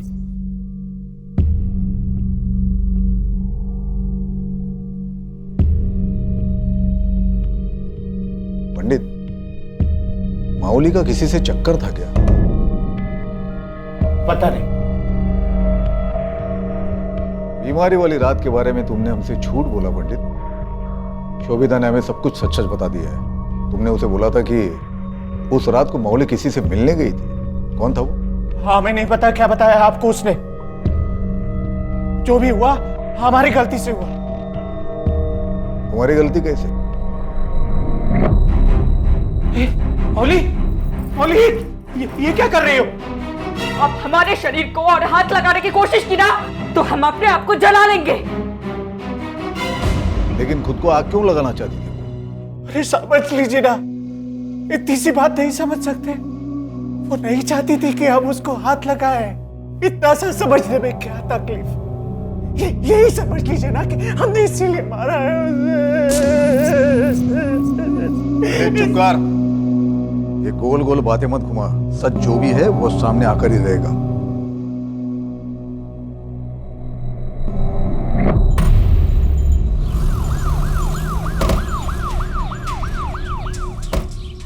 घर का एक एक कोना छान मारो। मर्डर वेपन मिलना चाहिए। जाओ।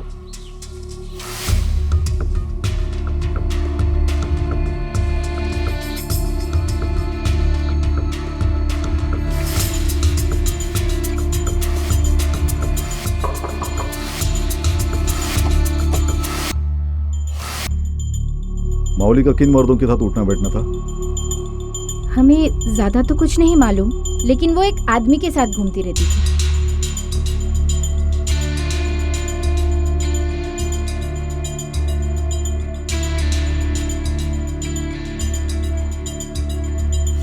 आप जानते हो उस आदमी को? जी। क्या नाम है? उसका नाम रमेश है और वो किसी नाटक कंपनी में काम करता है। कौन सी नाटक कंपनी? जी, वो बामुनपाड़ा एरिया में एक नाटक कंपनी है। बामुनपाड़ा?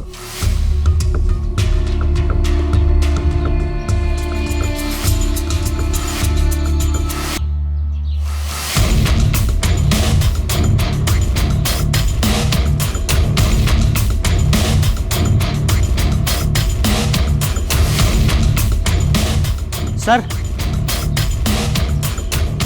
घर के पीछे से भट्टा मिला सर, इस पर खून भी लगा हुआ है। इसे लैब भेज दो। मौली के घर से भी सिलवट्टा उठाओ, उसे भी लैब भेज दो। दोनों को मैच करके देखो। जी सर। चलो। अब पुलिस के सामने मौली की ऐसी छवि बनती जा रही थी जिसके संबंध कई पुरुषों से थे और उसने अपने पति को धोखा दिया था। अगर मौली के वाकई में किसी से कोई संबंध नहीं थे तो वो एक आजाद ख्याल की औरत थी जिसकी सोच उस समाज से आगे थी। लेकिन इन दोनों ख्यालों को अलग करने वाली लकीर काफी महीन होती है और देखने वाले की सोच पर भी निर्भर करती है। पुलिस थोड़ी कंफ्यूज थी लेकिन सच की तलाश में लगी हुई थी।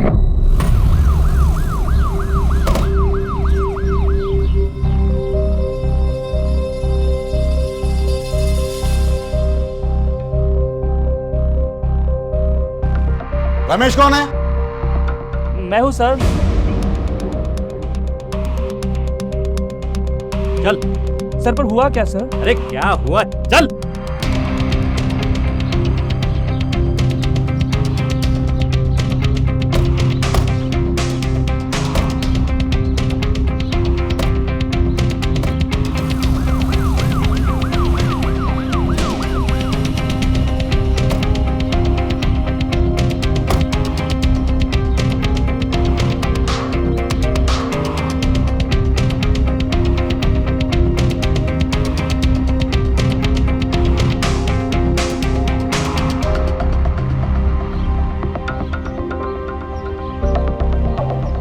चल, दरवाजा खोल। जितना बोला जा रहा है उतना कर। चल। सर, मेरी बात सुनिए सर। चाबी निकाल जल्दी से।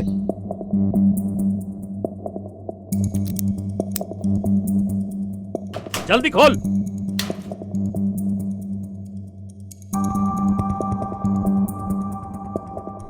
पूरा का पूरा घर छान मारो। जी सर।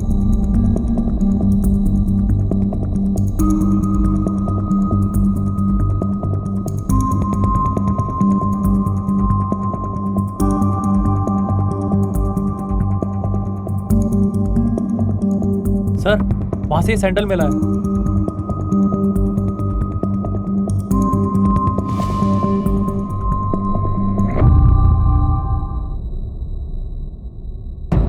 रमेश को अरेस्ट करने के बाद पुलिस ने फॉरेंसिक रिपोर्ट का इंतजार किया जिसने यह साबित कर दिया कि रमेश की चप्पल के निशान मौली के घर में मिले निशान से मैच करते थे। सत्यम ने अपराध स्वीकार तो किया था, लेकिन अब वो झूठा साबित हो गया था और पुलिस को उसे छोड़ना ही पड़ा।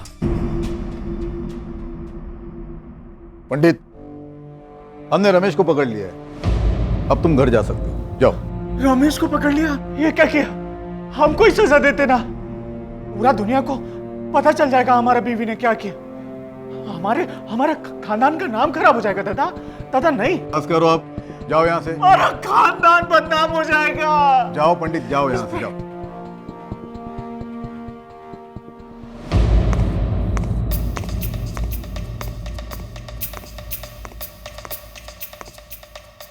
क्यों मारा तूने मौली को? सर ये सब आप मुझसे क्यों पूछ रहे हैं? जाकर उसके पति से पूछिए ना। मैंने मौली को नहीं मारा।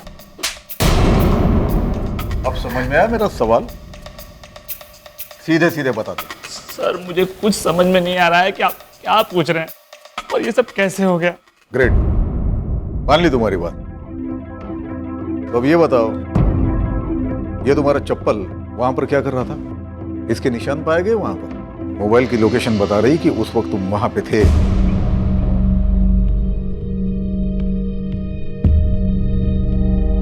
यस, मैं उस दिन वहां गया था।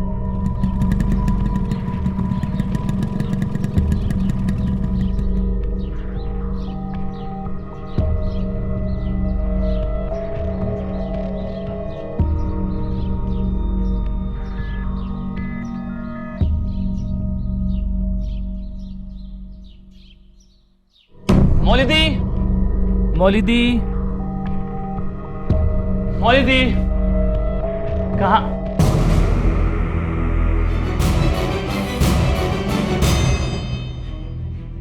मैंने अपनी मौलिदी को नहीं मारा। अब कुछ ही बोली, मैं नहीं मार सकता अपनी दीदी को। दीदी? मौलिदी मेरी बड़ी बहन के समान थी सर। पहले दिन से हम दोनों में बहुत अच्छी बनने लग गई थी सर।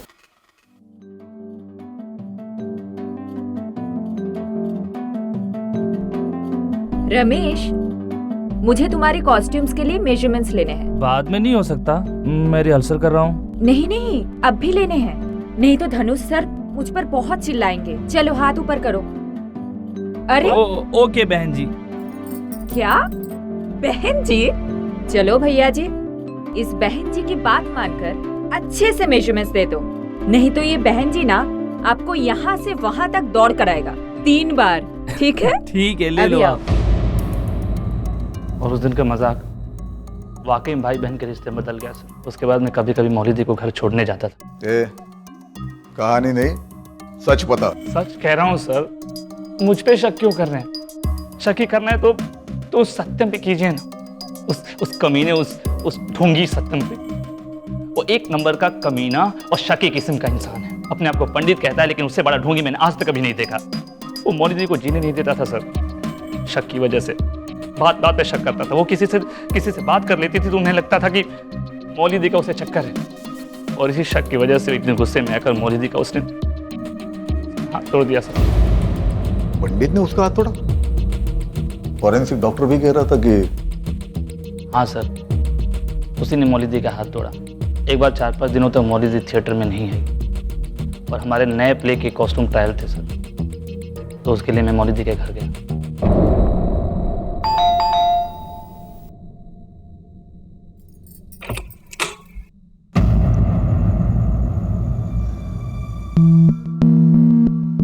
रमेश, तुम यहाँ? क्या मौलिदी, आप पिछले 5 दिनों से रिहर्सल पे नहीं आ रहे हैं और आपको पता है कि हमारे नए प्ले का कॉस्ट्यूम ट्रायल बाकी है। वो रमेश, मैं नहीं कर पाई। मेरी तबीयत कुछ ठीक नहीं थी तो क्या हुआ आपको दी? दी, आप मुझसे कुछ छुपा रही हैं। क्या हुआ बताइए मुझे।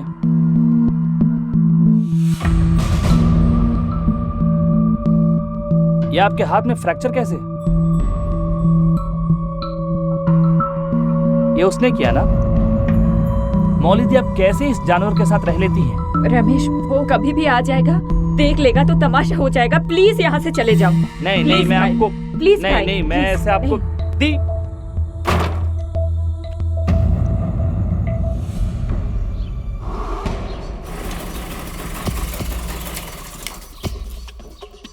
कमीना, तेरा इतना हिम्मत? अभी तो हमारी बीवी से इश्क लड़ाने हमारे घर तक आ गई।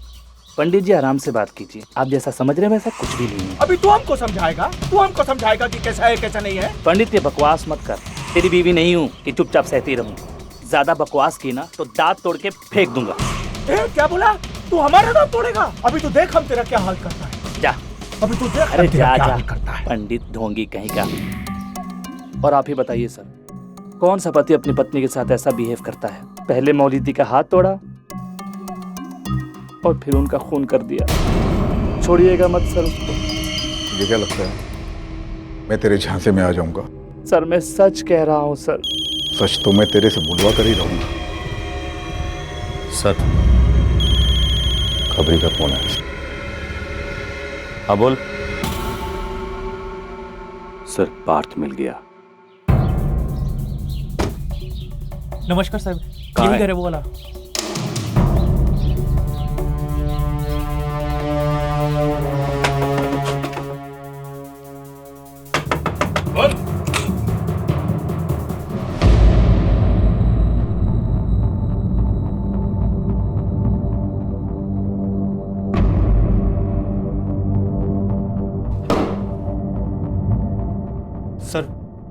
सर हमने क्या किया है?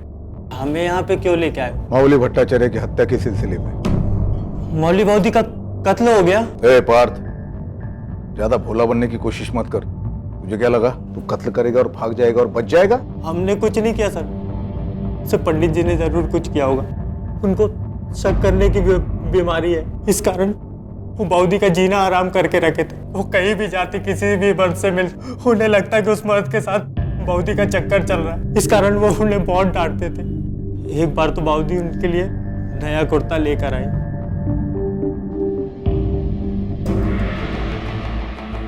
किसके पैसे से खरीदा ये? क्या मतलब किसके पैसे? बताया तो था, मैंने अपनी मेहनत के पैसों से खरीदा है। मेहनत के पैसों से या मोहब्बत के पैसों से? कैसी बातें कर रहे हैं? घिन आती है मुझे आप पर। अच्छा, घिन आता है? घिन आता है? और जब दूसरों के साथ जाकर रात गुजारती हो तो घिन नहीं आती? छोटी, और एक बात मत बोलना वरना मैं। वरना क्या कर लोगी तुम? हम बोलेगा। आज हम सब पूछेगा कि तुम किस किस के साथ रात गुजारता है। बता! छोटी, जल के मरने का धमकी दे रही है हमको? जलेगी? अभी बताता हूं। तोड़ के रख देगा। मुझे मंदिर में चोरी का इल्जाम लगाकर सबके सामने जलील करके निकाल दिया वहां से। फिर मैं वो जगह छोड़कर दूसरी जगह रहने लगा। अब आप ही बताइए सर, कोई मर्द अपनी पत्नी को इस तरह मारता है क्या? हैवान है साहब वो आदमी। लेकिन पंडित जी की नेबर शोभिता, वो तो कुछ और ही बता रही थी। वो कौन सा दूध की दुली है साहब, हर वक्त पंडित जी पर डोरे डालते रहती थी। पंडित जी जब पावती को ब्याह कर घर लेके आए थे तो सबसे ज्यादा दुख उसी को हुआ था। कहीं ऐसा तो नहीं कि तूने मौली का कत्ल कर दिया है और रमेश को फंसाने के लिए उसके खिलाफ सारे सबूत वहां पर इकट्ठे करके रख दिए? सर रमेश को तो हम अच्छे से जानते भी नहीं, एक दो बार बस मिले उससे। हाँ, बौदी जब रमेश से मिलती थी तो वो बहुत खुश होती थी। तो फिर मर्डर वाले दिन तू मौली के घर क्या कर रहा था? मुझे बौदी की चिंता हो रही थी, मैं तो सिर्फ उनका हाल चाल पूछने गया था साहब, बस और मुझे कुछ नहीं मालूम।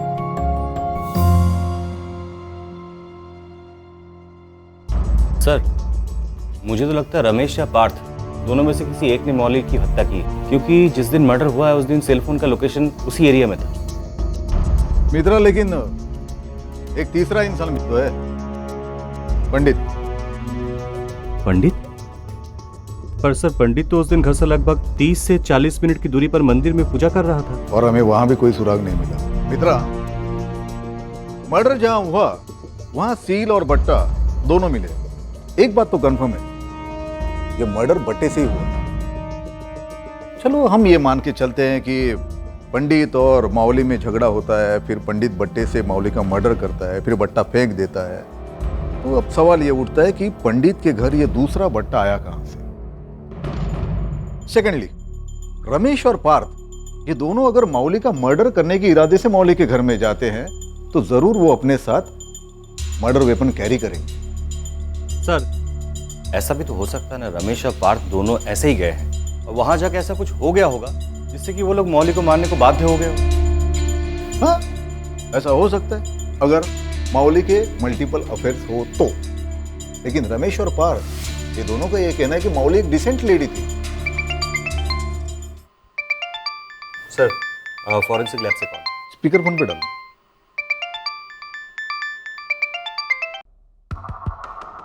हेलो, हाँ डॉक्टर साहब बोलिए। क्राइम सीन के जो सेल और वट्टा आपने हमें भेजे वो एक साथ कभी यूज नहीं हुए।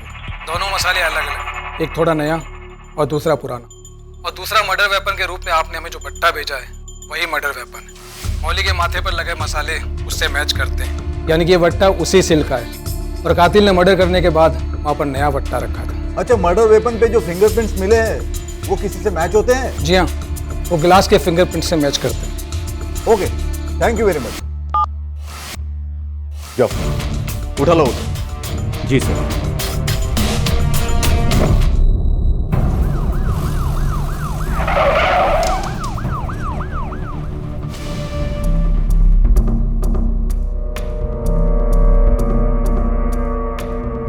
मौली को क्यों मारा? हम उसे क्यों मारेगा शायद? तो फिर तुम्हारे बट्टे से खून कैसे हुआ? हमें क्या पता शायद।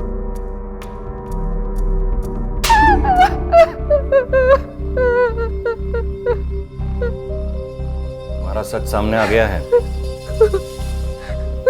मर्डर वेपन में तुम्हारे फिंगरप्रिंट्स मिले, सजा पक्की है तुम्हारी। और कौन था तुम्हारे साथ?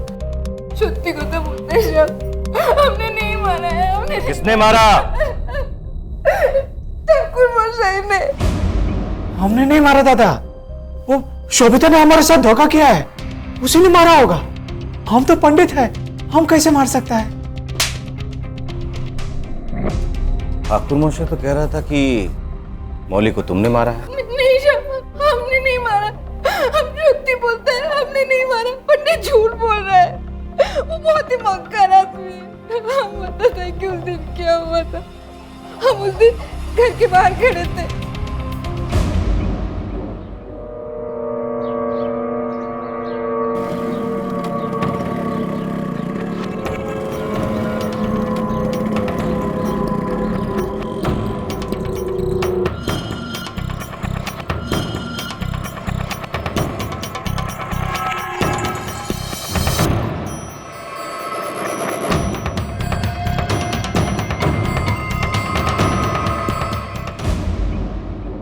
दूसरे दिन ये कांड हुआ।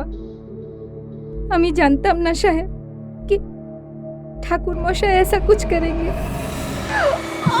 तुमने मर्डर करके शोभिता को बुला लिया, फिर मर्डर वेपन को शोभिता के घर के बैकयार्ड में छुपा दिया, फिर उसके घर से सिल बटा लाकर तुम्हारे घर पे रख दिया। इतना चौंकने की जरूरत नहीं है। हमने मर्डर वेपन को शोभिता के घर के बैकयार्ड से बरामद कर लिया है और उस पर तुम्हारी और शोभिता के दोनों के उंगलियों के निशान पाए गए हैं। शोभिता के फिंगरप्रिंट्स तो हमने उसी दिन ले लिए थे। और दादा, इससे कैसे साबित होता है कि हमने मौली को मारा है? यहां पर सवाल सिर्फ हम करते हैं। ए ढोंगी, बंद कर तेरी नौटंकी। झूठ बोलकर बहुत गुमराह कर लिया तूने। अब सच बता, बता सच।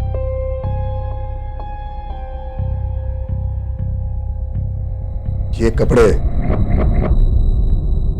ये है तेरे कुकर्मों का सबूत, और इन कपड़ों की लोकेशन हमें खुद शोभिता ने बताई है। अब बता, अपने पत्नी को क्यों मारा तुमने? हाँ, बाड़ी से निकल रहा था, अचानक हमारा स्कूटर बंद हो गया। हम किक लगा रहा था और तभी हमने देखा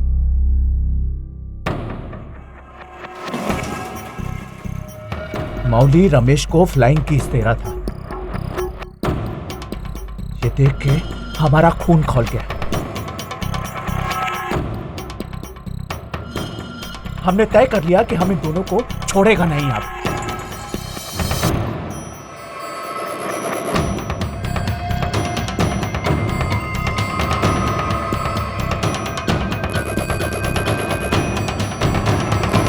तो मैंने निश्चय कर लिया था कि मैं अब उसे नहीं छोड़ूंगा। दूसरे दिन ही रोमेश घर आ रहा था तो मुझको मौका मिल गया।